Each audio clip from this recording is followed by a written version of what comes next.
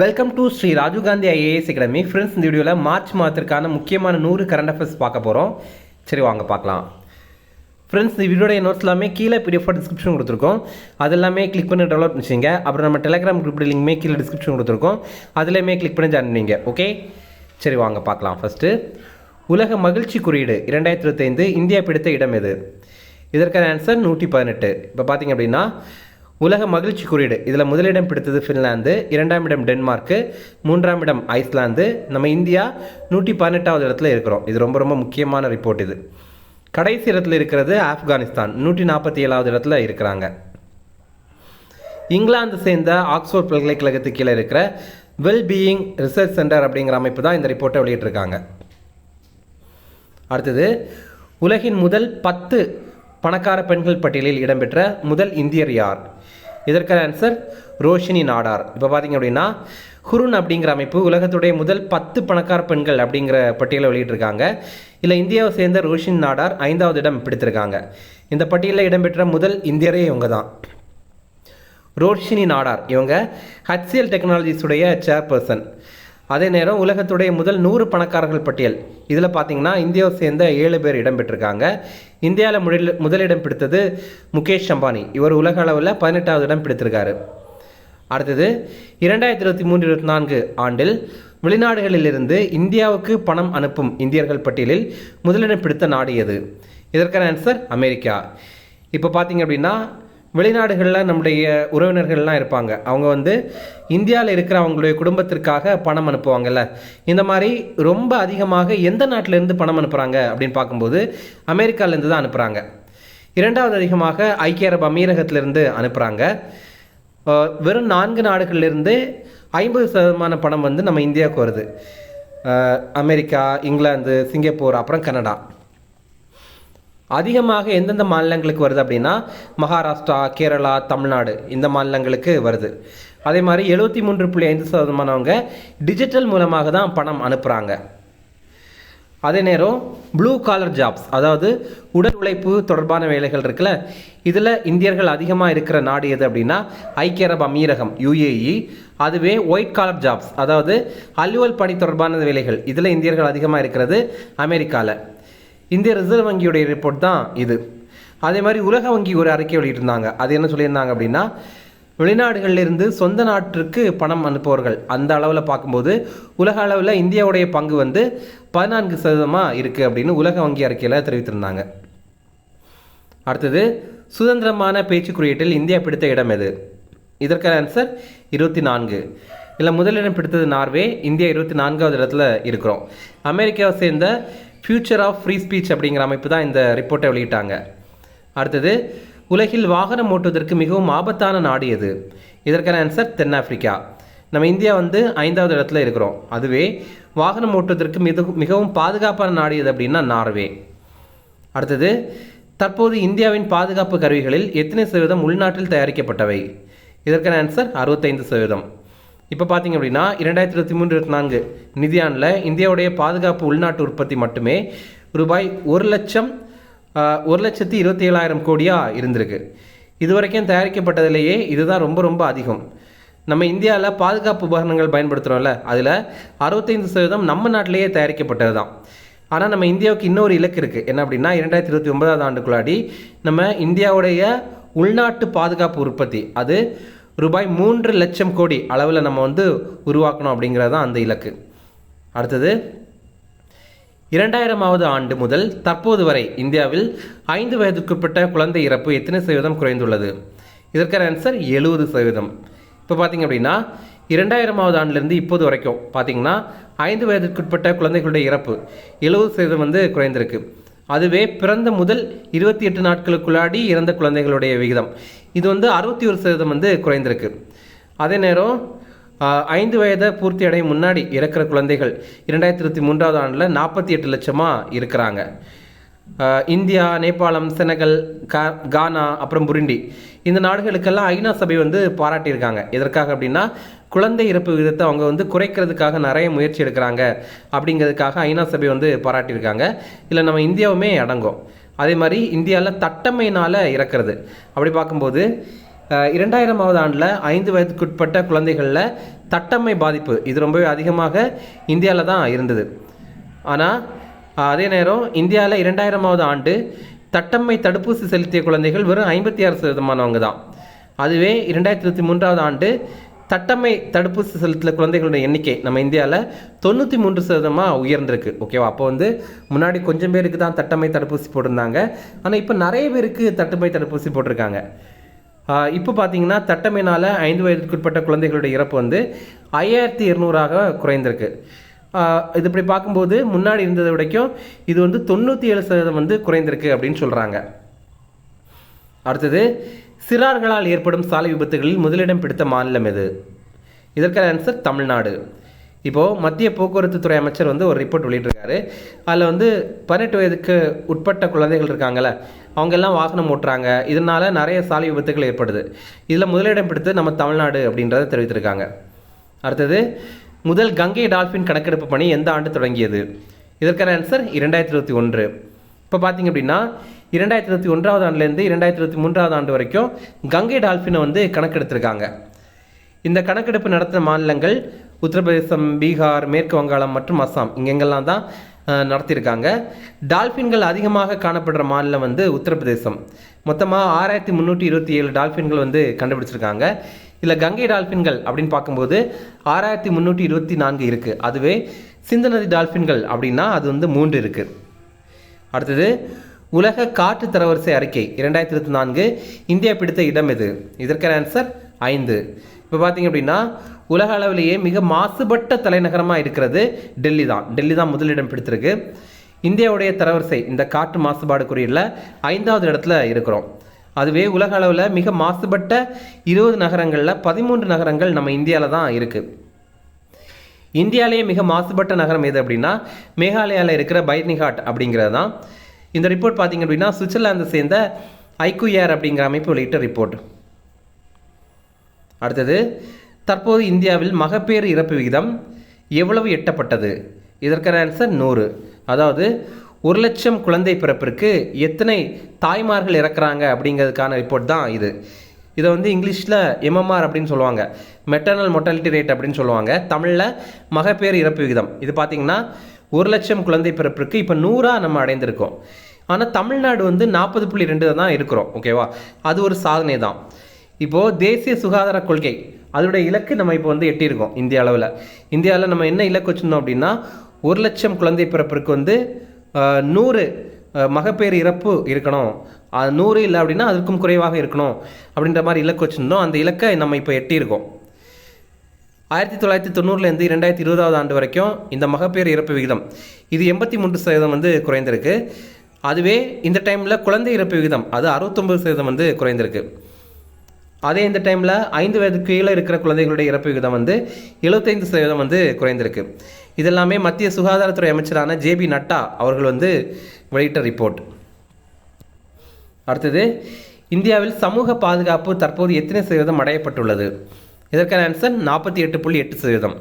இது என்ன அப்படின்னா வேலை வாய்ப்பு அப்புறம் சுகாதாரம் இதெல்லாம் எத்தனை சதவீதம் மக்களுக்கு சிறப்பாக கிடைக்குது அப்படிங்கிறது தான்.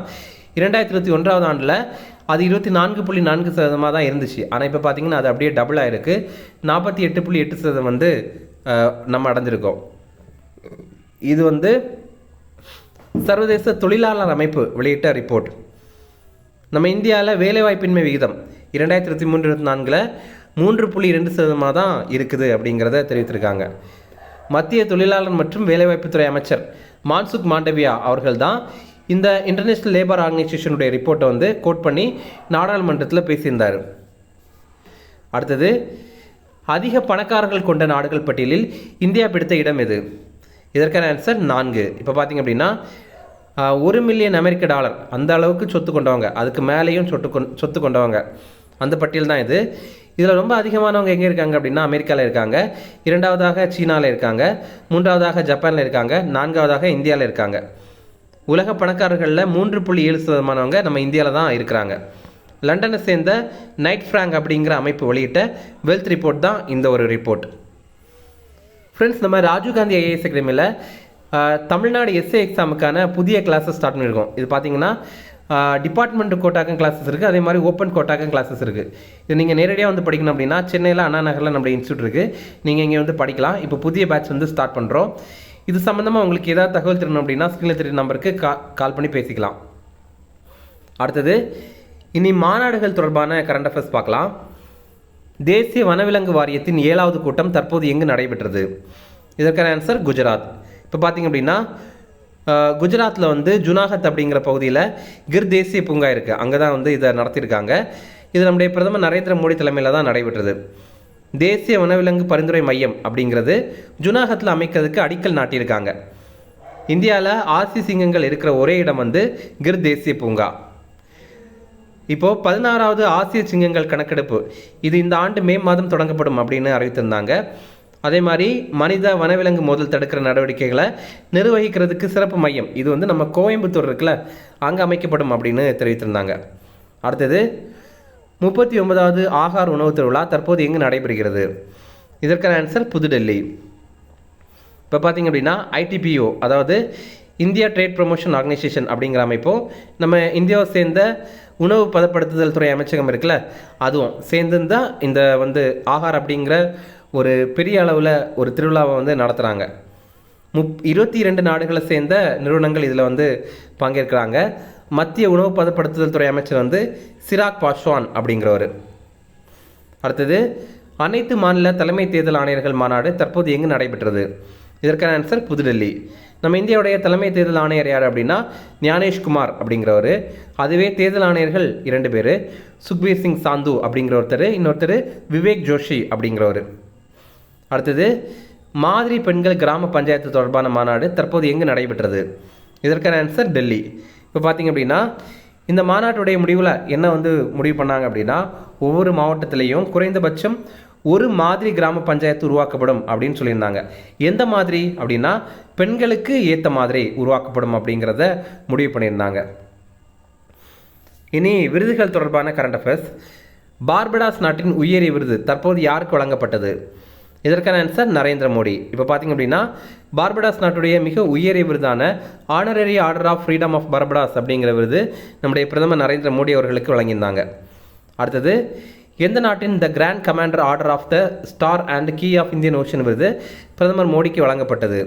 இதற்கான ஆன்சர் மொரீஷியஸ். இந்த விருதை பெற்ற முதல் இந்தியர் நம்முடைய பிரதமர் மோடி. இப்போது பிரதமர் மோடி மொரீஷியஸ் நாட்டிற்கு பயணம் மேற்கொண்டிருந்தார். அப்போ அவர் என்ன சொல்லியிருந்தார் அப்படின்னா மொரீஷியஸில் புதிய நாடாளுமன்றம் அமைக்கிறதுக்கு இந்தியா வந்து ஒத்துழைக்கும் அப்படின்னு தெரிவித்திருந்தார். மொரீஷியஸுடைய பிரதமர் வந்து நவீன் சந்திர ராம்கூலம் அப்படிங்கிறவர். மொரீஷியஸுடைய அதிபர் வந்து தரம்பீர் கோகுல் அப்படிங்கிறவர். இவங்க 2 பேருக்குமே வெளிநாட்டு வாழ் இந்தியர் அட்டை வழங்கப்படும் அப்படின்னு பிரதமர் மோடி அறிவித்திருந்தார். இவங்க நம்ம இந்திய வம்சாவளியே சேர்ந்தவங்க தான், அதனால தான் இதை வழங்குறாங்க. மொரீஷியஸுடைய தலைநகர் வந்து போர்ட் லூயிஸ் அப்படிங்கிறது. அடுத்தது இது ரொம்ப முக்கியமான கொஸ்டின். 59வது ஞானபீட விருது யாருக்கு அறிவிக்கப்பட்டது? இதற்கான ஆன்சர் வினோத்குமார் சுக்லா. நம்ம இந்தியாவில் இலக்கியத்துறையில் வழங்கப்படுற மிக உயரிய விருது இந்த ஞானபீட விருது அப்படிங்கிறது தான். இது இந்த 59வது விருது இந்த ஆண்டு பார்த்தீங்கன்னா வினோத்குமார் சுக்லா அவர்களுக்கு வந்து அறிவித்திருந்தாங்க. இவர் சத்தீஸ்கரை சேர்ந்த ஹிந்தி எழுத்தாளர். இதில் என்னென்ன பரிசு கொடுப்பாங்க அப்படின்னா ரூபாய் 11 லட்சம், அப்புறம் சரஸ்வதி உருவத்திலான வெண்கல சிலை. இந்த படத்தில் நீங்கள் பார்க்குறீங்கள இதுதான். இதை நார்த் இந்தியாவில எல்லாம் வாக்தேவி சிலை அப்படின்னு அழைக்கிறாங்க. வாக்தேவி அப்படின்னா சரஸ்வதி தான், சரஸ்வதி தான் அவங்க அப்படி சொல்கிறாங்க. அப்புறம் பாராட்டு சான்றிதழ் இதெல்லாம் கொடுப்பாங்க. அடுத்தது இது ரொம்ப முக்கியமான கொஸ்டின். 2024 சிறந்த மொழிபெயர்ப்பிற்கான சாகித்ய அகாடமி விருதிற்கு தேர்வு செய்யப்பட்ட தமிழ் எழுத்தாளர் யார்? இதற்கான ஆன்சர் விமலா. இப்போது மலையாள எழுத்தாளர் நளினி ஜெமிலா எழுதின எண்ட ஆண்கள் அப்படிங்கிற நூலை இவங்க எனது ஆண்கள் அப்படின்னு தமிழில் மொழிபெயர்த்திருக்காங்க. அதற்காக தான் இவங்களுக்கு இந்த விருதை வழங்கியிருக்காங்க. இதே மாதிரி சாகித்ய அகாடமி விருது இதெல்லாம் எக்ஸாமில் அடிக்கடி கேட்குற கொஸ்டின் தான். 2024 ஆண்டிற்கான தமிழுக்கான சாகித்ய அகாடமி விருது பெற்றது இரா வெங்கடாச்சலபதி அப்படிங்கிறவர். திருநெல்வேலி எழுச்சியும் வஉசியும் 1908 அப்படிங்கிற ஒரு நூலுக்காக வழங்கியிருக்காங்க. இது ஒரு ஆய்வு நூல். அப்புறம் சாகித்ய அகாடமி யுவ புரஸ்கார் விருது இது யாருக்கு வழங்குவாங்க அப்படின்னா சிறந்த இளைஞர் எழுத்தாளர்களுக்கு வழங்குவாங்க. இதை லோகேஷ் ரகுராமன் அப்படிங்கிறவருக்கு வழங்கியிருக்காங்க. இவருடைய விஷ்ணு வந்தார் அப்படிங்கிற நூலுக்காக தான் வழங்கியிருக்காங்க. இது ஒரு சிறுகதை தொகுப்பு. அதுவே பால புரஸ்கார் விருது இது யாருக்கு வழங்குவாங்க அப்படின்னா குழந்தைகளுக்கு பிடித்தமான புத்தகங்கள் எழுதுகிறவங்களுக்கு வழங்குவாங்க. இதை யூமா வாசுகி அப்படிங்கிறவங்களுக்கு வழங்கியிருக்காங்க. இவருடைய இயற்பெயர் வந்து மாரிமுத்து. ஓகேவா? இவருடைய தன்வியின் பிறந்தநாள் அப்படிங்கிற ஒரு சிறுகதை நூலுக்காக தான் இதை அவங்கள வழங்கியிருக்காங்க. அடுத்தது தமிழக அரசு சார்பில் ஔவையார் விருது 2025 யாருக்கு வழங்கப்பட்டது? இதற்கான ஆன்சர் யசோதா சண்முக சுந்தரம். இப்போ வந்து யாரெல்லாம் இந்த சமூகத்துடைய மேம்பாடு பெண்களுடைய மேம்பாட்டிற்காக உழைக்கிறாங்களோ அவங்களுக்காக இந்த ஔவையார் விருது வந்து வழங்குவாங்க. அப்போ பார்த்தீங்கன்னா இந்த 2025 ஆண்டுக்கான விருது யசோதா சண்முக சுந்தரம் அப்படிங்கிறவங்களுக்கு வழங்குறாங்க. அதே நேரம் பெண் குழந்தை முன்னேற்றத்திற்கான மாநில விருது இந்த ஆண்டு சௌமியா அப்படிங்கிறவங்களுக்கு வழங்கியிருக்காங்க. அடுத்தது 2023 ஆண்டிற்கான கலைஞர் எழுதுகோள் விருது யாருக்கு வழங்கப்பட்டது?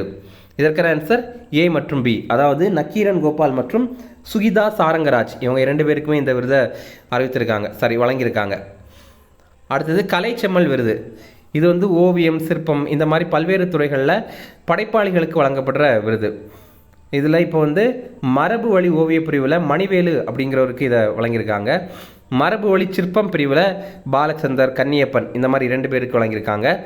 நவீன பாணி ஓவிய பிரிவில் முரளிதரன், செல்வராஜ் இந்த மாதிரி 2 பேருக்கு வழங்கியிருக்காங்க. நவீன பாணி சிற்ப பிரிவில் ராகவன் அப்படிங்கிறவங்களுக்கு வழங்கியிருக்காங்க. ஓகே. அடுத்தது எண்ம மாற்றத்திற்கான சர்வதேச விருது பெற்ற அமைப்பு எது? இதற்கான ஆன்சர் ஆர்பிஐ. இப்போ பார்த்தீங்க அப்படின்னா ஆர்பிஐடைய சார்த்தி மற்றும் பிரவா அப்படிங்கிற 2 முன்னெடுப்புகளுக்காக ஆர்பிஐக்கு இந்த விருது வழங்கியிருக்காங்க. சார்த்தி அப்படிங்கிறது எதற்காக அப்படின்னா பாதுகாப்பான ஆவண பகிர்வு, அப்புறம் மேம்படுத்தப்பட்ட தரவு பகுப்பாய்வுக்கு தான் இதை வழங்கியிருக்காங்க. அதே நேரம் பிரவா அப்படிங்கிறது ஆர்பிஐயில் செயல்திறன் மேம்படுத்துறது, அதே மாதிரி வெளிப்படைத்தன்மையை மேம்படுத்தணும் அப்படிங்கிறதுக்கான ஒரு இனிஷியேட்டிவ். இந்த 2க்கும் சேர்த்து தான் வழங்கியிருக்காங்க. ஆர்பிஐடைய ஆளுநர் யார் அப்படின்னா சஞ்சய் மல்ஹோத்ரா அப்படிங்கிறவர். அடுத்தது தமிழ் செம்மல் விருதுகள் எந்த ஆண்டு முதல் வழங்கப்படுகிறது? இதற்கான ஆன்சர் 2015.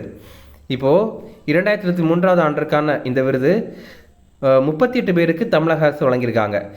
இது பார்த்திங்கன்னா ஒரு மாவட்டத்திற்கு ஒருத்தங்க அந்த மாதிரி தேர்வு செய்து 38 பேருக்கு தமிழக அரசு இந்த விருதை வழங்குறாங்க. சென்னை மருத்துவக் கல்லூரிக்கு மத்திய அரசு சார்பில் மேன்மை விருது வழங்கியிருக்காங்க. எதற்காக அப்படின்னா ஆராய்ச்சி நடவடிக்கைகளில் சிறப்பாக செயல்பட்டதற்காக. மத்திய சுகாதார ஆராய்ச்சித்துறை தான் இதை வழங்கியிருக்காங்க. தென்மண்டலத்திலிருந்து இந்த விருது பெற்ற ஒரே மருத்துவக் கல்லூரி நிறுவனம் இதுதான். அடுத்தது அப்பாயின்மெண்ட் தொடர்பான கரண்ட் அஃபேர்ஸ் பார்க்கலாம். இந்திய வானிலை ஆய்வு மையத்தின் தென்மண்டல தலைவராக தேர்வு செய்யப்பட்ட முதல் பெண் யார்? இதற்கான ஆன்சர் அமுதா. இவங்களுக்கு ஒரு சிறப்பு இருக்குது. என்ன அப்படின்னா உலக வானிலை அமைப்பு இருக்குல்ல, அதுடைய வில்ஹோ வைசாலா அப்படிங்கிற விருது பெற்ற முதல் இந்தியரை இவங்க தான். அடுத்தது டாட்கோ நிறுவனத்தின் தலைவராக தேர்வு செய்யப்பட்டவர் யார்? இதற்கான ஆன்சர் இளையராஜா. டாட்கோ அப்படின்னா Tamil Nadu Adi Dravidar housing and development corporation அப்படிங்கிறது. தமிழ்நாடு ஆதி திராவிடர் வீட்டு வசதி மற்றும் மேம்பாட்டு கழகம் அப்படிங்கிறது. நம்ம இந்த ஆதி திராவிடர், அதாவது எஸ்சி எஸ்டி இருக்காங்கல்ல, அவங்களுக்கான கட்டடங்கள் கட்டுறது, வீடுகள் கட்டுறது, அதுக்கப்புறம் அவங்களுக்கான வேலைவாய்ப்பு உருவாக்குறது, இந்த மாதிரிப்பட்ட ஒரு அமைப்பு தான் இந்த டாட்கோ அப்படிங்கிற அமைப்பு. அடுத்தது தில்மா ரூசப் எந்த வங்கியின் தலைவராக மீண்டும் தேர்வு செய்யப்பட்டார்? இதற்கான ஆன்சர் புதிய வளர்ச்சி வங்கி, அதாவது நியூ டெவலப்மெண்ட் பேங்க். இப்போ பார்த்தீங்க அப்படின்னா பிரிக்ஸ் அமைப்புக்கு கீழே இருக்கிற வங்கி தான் இந்த நியூ டெவலப்மெண்ட் பேங்க் அப்படிங்கிறது. அந்த பேங்குடைய தலைவராக இப்போ இருக்கிறவங்க பிரேசில் நாட்டுடைய பிரசிடெண்டான தில்மா ரூசப் அப்படிங்கிறவங்க. அடுத்தது தற்போது ராஜீவ் கௌபா எந்த அமைப்பின் முழு நேர உறுப்பினராக நியமனம் செய்யப்பட்டார்? இதற்கான ஆன்சர் நிதி ஆயோக். இப்போ பார்த்தீங்க அப்படின்னா ராஜீவ் கௌபா நம்ம இந்தியாவுடைய முன்னாள் கேபினெட் செயலாளர் இவரை இப்போ வந்து நிதி ஆயோக்குடைய முழு நேர உறுப்பினராக தேர்வு பண்ணியிருக்காங்க. நிதி ஆயோக் இது 2015 ஆண்டு ஜனவரி 1 உருவாக்கியிருந்தாங்க. நிதி ஆயோக் சம்பந்தமாக எக்ஸாமில் அடிக்கடி கொஸ்டின்ஸ் கேட்குறாங்க, அதனால் இது ரொம்ப முக்கியமானது. இந்த நிதி ஆயோக் அமைப்புடைய சேர்பர்சன், அதாவது தலைவர் யார் அப்படின்னா நம்முடைய பிரதமர். யார் பிரதமராகிறாங்களோ அவங்க ஆட்டோமேட்டிக்கலாகவே இதோடைய தலைவராகிடுவாங்க. அப்புறம் துணைத் தலைவர் வைஸ் சேர்பர்சன் யார் அப்படின்னா சுமன் பெரி அப்படிங்கிறவர். தலைமை செயல் அதிகாரி அதாவது சிஇஓ பிவிஆர் சுப்பிரமணியம் அப்படிங்கிறவர். அப்புறம் முழுநேர பணியாளர்கள் அப்படின்னு பார்க்கும்போது அது 5 பேர் இருக்காங்க. விகே சரஸ்வத், ரமேஷ் சந்த், விகே பவுல், அப்புறம் வந்து அரவிந்த் விர்மானி, அப்புறம் இப்போ வந்து ராஜீவ் கௌபா. அடுத்தது மத்திய அரசின் நிதி செயலராக நியமனம் செய்யப்பட்டவர் யார்? இதற்கான ஆன்சர் அஜய் சேத். நம்ம மத்திய அரசுடைய ஃபினான்ஸ் செக்ரட்டரியாக இவரை இப்போ அப்பாயின்ட் பண்ணியிருக்காங்க. அடுத்தது தற்போது நெடும்போ நந்தி எந்த நாட்டின் முதல் பெண் அதிபராக பொறுப்பேற்றார்? இதற்கான ஆன்சர் நமீபியா. நமீபியாவுடைய முதல் பெண் அதிபராக நெடும்போ நந்தி அப்படிங்கிறவங்க பதவியேற்றிருக்காங்க. அடுத்தது சர்வதேச ஒலிம்பிக் ஆணையத்தின் தலைவராக தேர்வு செய்யப்பட்ட முதல் பெண் யார்?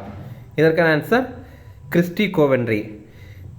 இன்டர்நேஷனல் ஒலிம்பிக் கமிட்டியுடைய 10வது தலைவராக இவங்களை தேர்வு பண்ணியிருக்காங்க. இதன் மூலமாக இந்த அமைப்புடைய முதல் பெண் தலைவர் வந்து இவங்க தான். அடுத்தது மத்திய அரசின் சட்டத்துறை செயலாளராக தேர்வு செய்யப்பட்ட முதல் பெண் யார்? இதற்கான ஆன்சர் அஞ்சு ரதி ராணா. நம்ம மத்திய அரசுடைய ஃபர்ஸ்ட் விமன் லா செக்ரட்டரி. அடுத்தது மார்க் கார்னே எந்த நாட்டின் புதிய பிரதமராக தேர்வு செய்யப்பட்டார்? இதற்கான ஆன்சர் கனடா. இப்போது கனடாவில் லிபரல் கட்சியுடைய தலைவராக இவரை தேர்வு பண்ணாங்க. அதனால் இவர் பார்த்தீங்கன்னா அந்த நாட்டுடைய பிரதமராகவே தேர்வு செய்யப்பட்டிருக்காரு. அடுத்தது இந்திய பார் கவுன்சிலின் தலைவராக தேர்வு செய்யப்பட்டவர் யார்? இதற்கான ஆன்சர் மனன் குமார் மிஸ்ரா. நம்ம பார் கவுன்சில் ஆஃப் இந்தியாவுடைய சேர்மனாக இவரை வந்து தேர்வு பண்ணியிருக்காங்க. அடுத்தது நம்ம தேசிய செய்திகள் பார்க்கலாம். தற்போது ரயில்வே துறையின் எந்த நிறுவனத்திற்கு நவரத்னா அங்கீகாரம் வழங்கப்பட்டது? இதற்கான ஆன்சர் சி மற்றும் டி, அதாவது ஐஆர்எஃப்சி மற்றும் ஐஆர்சிடிசி. இப்போது ஐஆர்சிடிசி இதோடைய விரிவாக்கம் Indian railway catering and tourism corporation அப்படிங்கிறது தான். தமிழில் இந்திய ரயில்வே உணவு வழங்கல் மற்றும் சுற்றுலா நிறுவனம் அப்படிங்கிறது. நம்ம வந்து ட்ரெயின் டிக்கெட்லாம் புக் பண்ணுறோம்ல, இது இந்த ஐஆர்சிடிசி மூலமாக தான் நமக்கு புக் பண்ண முடியும். அப்புறம் ஐஆர்எஃப்சி அப்படிங்கிறது இந்தியன் ரயில்வே ஃபினான்ஸ் கார்பரேஷன் அப்படிங்கிறது தான். தமிழில் இந்திய ரயில்வே நிதி நிறுவனம் அப்படிங்கிறது. இப்போது இந்திய அரசு கீழே இருக்கிற நவரத்னா நிறுவனங்கள் 26 இருக்குது. இப்போ நவரத்னா அங்கீகாரம் ஒரு நிறுவனத்துக்கு கிடைத்துச்சு அப்படின்னா அதனால் ரூபாய் 1000 கோடி வரைக்கும் முதலீடு பண்ண முடியும். இல்லை அப்படின்னா அவருடைய நெட்ஒர்த் இருக்குல்ல, அதில் வந்து 15% காசை வந்து இன்வெஸ்ட் பண்ண முடியும், முதலீடு பண்ண முடியும். அடுத்தது மியான்மர் நிலநடுக்க பாதிப்பில் இந்தியா வழங்கும் உதவி திட்டத்தின் பெயர் என்ன? இதற்கான ஆன்சர் ஆப்ரேஷன் பிரம்மா. இப்போது மியான்மரில் மிகப்பெரிய அளவில் நிலநடுக்கம் ஏற்பட்டுச்சு. அதில் இந்தியா போய் உதவி பண்ணாங்க. அதற்கு அவங்க வச்சிருக்க பேர் வந்து ஆப்ரேஷன் பிரம்மா அப்படிங்கிறது. அடுத்தது திருமணத்திற்கு முந்தைய ஆலோசனை மையத்தை அனைத்து மாவட்டத்திலும் அமைக்க உள்ள அமைப்பு எது? இதற்கான ஆன்சர் தேசிய மகளிர் ஆணையம். இப்போ வந்து ஒரு கப்பல் கல்யாணம் பண்ண போகிறாங்க அப்படின்னா அவங்களுக்கு சில அறிவுரைகள் அப்புறம் சில வழிகாட்டுதல்லாம் தெரிவிக்கணும் அப்படிங்கிறதுக்காக தேசிய மகளிர் ஆணையம் என்ன பண்ண போகிறாங்க அப்படின்னா நம்ம இந்தியாவில் இருக்கிற எல்லா மாவட்டத்திலையுமே ஒரு ஆலோசனை மையம் வந்து அமைக்க போகிறாங்க. அடுத்தது இந்தியாவின் முதல் உள்நாட்டில் தயாரிக்கப்பட்ட எம்ஆர்ஐ இயந்திரம் எங்கு நிறுவப்பட உள்ளது? இதற்கான ஆன்சர் எய்ம்ஸ் டெல்லி. இது சமீர் அப்படிங்கிற அமைப்பு தான் உருவாக்கியிருக்காங்க. சமீர் அப்படின்னா society for applied microwave electronic engineering and research அப்படிங்கிறது. இப்போது எம்ஆர்ஐ இதோடைய விரிவாக்கம் மேக்னெட்டிக் ரிசனன்ஸ் இமேஜிங் அப்படிங்கிறது. எய்ம்ஸ் இதோடைய விரிவாக்கம் all India institute of medical sciences அப்படிங்கிறது. எம்ஆர்ஐ எதற்காக அப்படின்னா நம்ம திசுக்களை பற்றி கூட தெரிஞ்சுக்கணும் அப்படின்னா எம்ஆர்ஐ ஸ்கேன் வந்து எடுக்கலாம். மெயினாக மூளையில் இருக்க திசுக்கள் பற்றிலாம் தெரிகிறதுக்காக எம்ஆர்ஐ ஸ்கேன் எடுக்கிறாங்க. அடுத்தது தற்போது இந்தியாவில் நாடாளுமன்ற உறுப்பினர்களின் ஊதியம் எத்தனை சதவீதம் உயர்த்தப்படுகிறது? இதற்கான ஆன்சர் 24%. இப்போ பார்த்தீங்கன்னா இந்த ஏப்ரல் 1ஆம் தேதியிலிருந்து இது நடைமுறைக்கு வந்துச்சு. ஆனாலும் என்ன தெரிவித்திருக்காங்கன்னா 2023ஆவது ஆண்டு ஏப்ரல் 1ஆம் தேதியிலிருந்து அந்த சேலரி கணக்கிட்டு கொடுக்கப்படும் அப்படிங்கிறத தெரிவித்திருக்காங்க. இப்போது எம்பிக்களுடைய மாத ஊதியம் வந்து ரூபாய் 1 லட்சமாக இருக்குது. இதை வந்து 1,24,000 உயர்த்துறாங்க. அதே மாதிரி எம்பிக்களுக்கான தினசரி படி இப்போ அது 2000 இருக்குது. அதை 2500 உயர்த்துறாங்க. முன்னாள் எம்பிகளுக்கான மாத ஓய்வூதியம் இது இப்போ 25,000 இருக்குது. அதை வந்து இப்போ 31,000 அதிகப்படுத்துகிறாங்க. அடுத்தது மாணவர்களின் தற்கொலை விகிதத்தை குறைக்க உச்சநீதிமன்றம் யாருடைய தலைமையில் தேசிய குழு அமைத்தது? இதற்கான ஆன்சர் ரவீந்திர பட். இவர் பார்த்திங்க அப்படின்னா உச்சநீதிமன்றத்துடைய முன்னாள் நீதிபதி. அடுத்தது ஐஐடி மெட்ராஸ் தனது 4வது வளாகத்தை எங்கு திறக்க உள்ளது? இதற்கான ஆன்சர் ஆரோவில். ஆரோவில் அப்படிங்கிறது புதுச்சேரியில் தான் இருக்குது. ஐஐடி மெட்ராஸுடைய முக்கியமான பிரதான வளாகம் அது வந்து சென்னையில் கிண்டியில் இருக்குது. 2வது வளாகம் வந்து செங்கல்பட்டு மாவட்டத்தில் தையூர் அப்படிங்கிற பகுதியில் திறந்திருந்தாங்க. அப்புறம் 3வது வளாகம் தான்சானியா நாட்டுடைய ஜான்சிபார் அப்படிங்கிற பகுதியில் திறந்தாங்க. இப்போ 4வது மையம் வந்து ஆரோவில்லில் திறக்க போகிறாங்க. அடுத்தது, பிரதமரின் உள்ளக பயிற்சி திட்டத்தின் கீழ் இளைஞர்களுக்கு மாதம் எவ்வளோ ரூபாய் வழங்கப்படும்? இதற்கான ஆன்சர் 5000. PM internship scheme. இப்போ நம்ம வந்து காலேஜ் படிக்கும்போதெல்லாம் பார்த்திங்க அப்படின்னா சில கம்பெனிஸுக்கு இன்டர்ன்ஷிப்புக்கு வந்து நம்மளை அழைப்பாங்க, இல்லை அப்படின்னா நம்ம கூட போயிருப்போம். இப்போது இந்த மாதிரி ஒரு திட்டம் தான் இந்த திட்டம். 2024-25 மத்திய நிதிநிலை அறிக்கையில் இதை அறிவித்திருந்தாங்க. இதோடைய நோக்கம் என்ன அப்படின்னா, 5 ஆண்டுகளில் இந்தியாவில் இருக்கிற சிறந்த 500 நிறுவனங்களில் 1 கோடி இளைஞர்களுக்கு பயிற்சி வழங்கணும் அப்படிங்கிறது தான். இதில் என்ன பண்ணுவாங்க அப்படின்னா, ஒரு மாணவர் இருக்கார் அப்படின்னா அவருக்கு வந்து 12 மாதங்கள் ஒரு கம்பெனியில் வந்து பயிற்சி வழங்குவாங்க, உலக பயிற்சி வழங்குவாங்க. உலக பயிற்சி அப்படிங்கிறது தான் இன்டர்ன்ஷிப். இதற்கு மத்திய அரசு சார்பிலேருந்து மாதம் 5000 ரூபாய் அந்த மாணவருக்கு வழங்குவாங்க. அதே மாதிரி கூடுதலாக ஒரு முறை மட்டும் ரூபாய் 6000 வழங்குவாங்க. இதில் இணையணும் அப்படின்னா 21 வயதுலேருந்து 24 வயதுக்கு உட்பட்டவங்களாக தான் இருக்கணும். இப்போ இந்த திட்டத்திற்காக தனியாக ஒரு செயலியை வெளியிட்டிருக்காங்க. அதனால தான் இதை நம்ம வந்து பார்க்குறோம். இந்த படத்தில் நீங்கள் பார்க்குறீங்கல்ல, அதுதான். அடுத்தது, எந்த ஆண்டில் 200 புற்றுநோய் பராமரிப்பு மையங்கள் இந்தியா முழுவதும் அமைக்கப்படும்? இதற்கான ஆன்சர் 2025-26. இந்த 2025-26 நிதியாண்டு இருக்குல்ல, இதில் நம்ம இந்தியா முழுவதுமே 200 புற்றுநோய் பராமரிப்பு மையங்கள் அமைக்கப்படும் அப்படின்னு தெரிவித்திருக்காங்க. அதே நேரம் அடுத்த 3 ஆண்டுகளில் இந்தியாவில் இருக்கிற அனைத்து மாவட்டங்கள்லையுமே இந்த புற்றுநோய் பராமரிப்பு மையம் வந்து அமைக்கப்படும் அப்படின்னு தெரிவித்திருக்காங்க. அடுத்தது, உலகின் மிகப்பெரிய வனவிலங்கு மீட்பு, பாதுகாப்பு மற்றும் மறுவாழ்வு மையம் எங்கு திறக்கப்பட்டது? இதற்கான ஆன்சர் ஜாம்நகர். இப்போது விலங்குகள் மீட்பு, பராமரிப்பு மற்றும் மறுவாழ்வு மையம் வந்தாரா அப்படிங்கிறத ரிலையன்ஸ் நிறுவனம் வந்து அமைத்திருக்காங்க. குஜராத்துடைய ஜாம்நகர் அப்படிங்கிற பகுதியில் தான் அமைத்திருக்காங்க. இது எதற்காக அப்படின்னா, இப்போது ஆபத்தான நிலைமையில் இருக்கிற உயிரினம், அழிகிற நிலைமையில் இருக்கிற உயிரினம், இது எல்லாத்தையும் பாதுகாக்கணும் அப்படிங்கிறதுக்காக மிகப்பெரிய அளவில் இதை உருவாக்கியிருக்காங்க. இது முகேஷ் அம்பானியுடைய மகனான அனந்த் அம்பானி இருக்கார்ல, அவருடைய கனவு திட்டம் தான் இந்த வந்தாரா அப்படிங்கிறது. இதோடைய பரப்பளவு வந்து 3000 ஏக்கர். இதை பிரதமர் மோடி இப்போ அதிகாரப்பூர்வமாக திறந்து வைத்திருக்காரு. அடுத்தது, தமிழ்நாடு தொடர்பான கரண்ட் அஃபேர்ஸ் பார்க்கலாம். தற்போது இளையராஜா தனது சிம்பொனியை எங்கு அரங்கேற்றம் செய்தார்? இதற்கான ஆன்சர் லண்டன். இப்போ பார்த்தீங்கன்னா, சிம்பொனியை எழுதி சர்வதேச அரங்கில் இவர் வந்து அரங்கேற்றம் பண்ணியிருக்காரு. அதன் மூலமாக இந்த மாதிரி சிம்பொனியை எழுதி சர்வதேச அரங்கில் ஏற்றின முதல் ஆசிய கண்டத்தை சேர்ந்தவர் வந்து இளையராஜா அவர்கள் தான். சிம்பனியுடைய பேர் இவருடைய சிம்பனியுடைய பேருக்கு இவர் என்ன பேர் வச்சிருக்காரு அப்படின்னா, வேலியண்ட் அப்படின்ற மாதிரி பேர் வைத்திருக்காரு. லண்டனை சேர்ந்த ராயல் ஃபில்ஹார்மோனிக் ஆர்கெஸ்ட்ரா தான் இதை வந்து அரங்கேற்றம் பண்ணியிருக்காங்க. அவங்கள வைத்து இவர் பண்ணியிருக்காரு. 45 நிமிடங்கள் நீளமான சிம்பொனி இது. 35 நாட்கள் இந்த சிம்பொனி அவர் வந்து எழுதியிருக்காரு. சிம்பொனிக்கு அப்படின்னா சில விதிமுறைகள் இருக்குது. என்ன அப்படின்னா, குறைந்தபட்சம் 20 நிமிடங்கள் வாசிக்கணும். இது பார்த்திங்கன்னா 45 நிமிடம் வாசித்திருக்காங்க. ரெண்டாவது, 18லேருந்து 24 வகையான இசைக்கருவிகளை வந்து இதில் வாசிக்கணும். அப்புறம் 80லேருந்து 120 இசைக்கலைஞர்கள் ஒரு அரங்கில் வட்ட வடிவத்தில் உட்கார்ந்து இதை வந்து இசைக்கணும். இதில் வந்து 4 இயக்கங்களில் இதை வாசிக்கணும். முதல்ல பார்த்திங்கன்னா ரொம்ப வேகமான இயக்கம் இருக்கணும். அடுத்தது மெதுவான இயக்கமாக இருக்கணும். அடுத்தது பார்த்திங்கன்னா நடன இயக்கம் இருக்கணும். அடுத்தது ஈர்க்கக்கூடிய வகையில் வேகமான இயக்கம் இருக்கணும். இந்த மாதிரி 4 இயக்கங்கள் இருந்துச்சு அப்படின்னா தான் அது சிம்பொனி அப்படின்னே கருதுவாங்க. அடுத்தது, எந்த மாவட்டத்தில் உள்ள கோத்தகிரி நகராட்சியாக தரம் உயர்த்தப்பட்டது? இதற்கான ஆன்சர் நீலகிரி. இப்போ பார்த்திங்க அப்படின்னா, நம்ம தமிழ்நாட்டில் இருக்கிற 7 பேரூராட்சிகளை நகராட்சிகளாக தரம் உயர்த்தியிருக்காங்க. நீலகிரி மாவட்டத்தை சேர்ந்த கோத்தகிரி, சேலம் மாவட்டத்தை சேர்ந்த சங்ககிரி, திருப்பூர் மாவட்டத்தை சேர்ந்த அவினாசி, ஈரோடு மாவட்டத்தை சேர்ந்த பெருந்துறை, கன்னியாகுமரி மாவட்டத்தை சேர்ந்த கன்னியாகுமரி, அடுத்தது திருவண்ணாமலை மாவட்டத்தை சேர்ந்த போலூர் மற்றும் செங்கம். இப்போ நம்ம தமிழ்நாட்டில் 25 மாநகராட்சிகள் இருக்குது, 146 நகராட்சிகள் இருக்குது, அப்புறம் 49 பேரூராட்சிகள் இருக்குது. இப்போது தமிழ்நாட்டில் 25 மாநகராட்சிகள் தானே இருக்குது.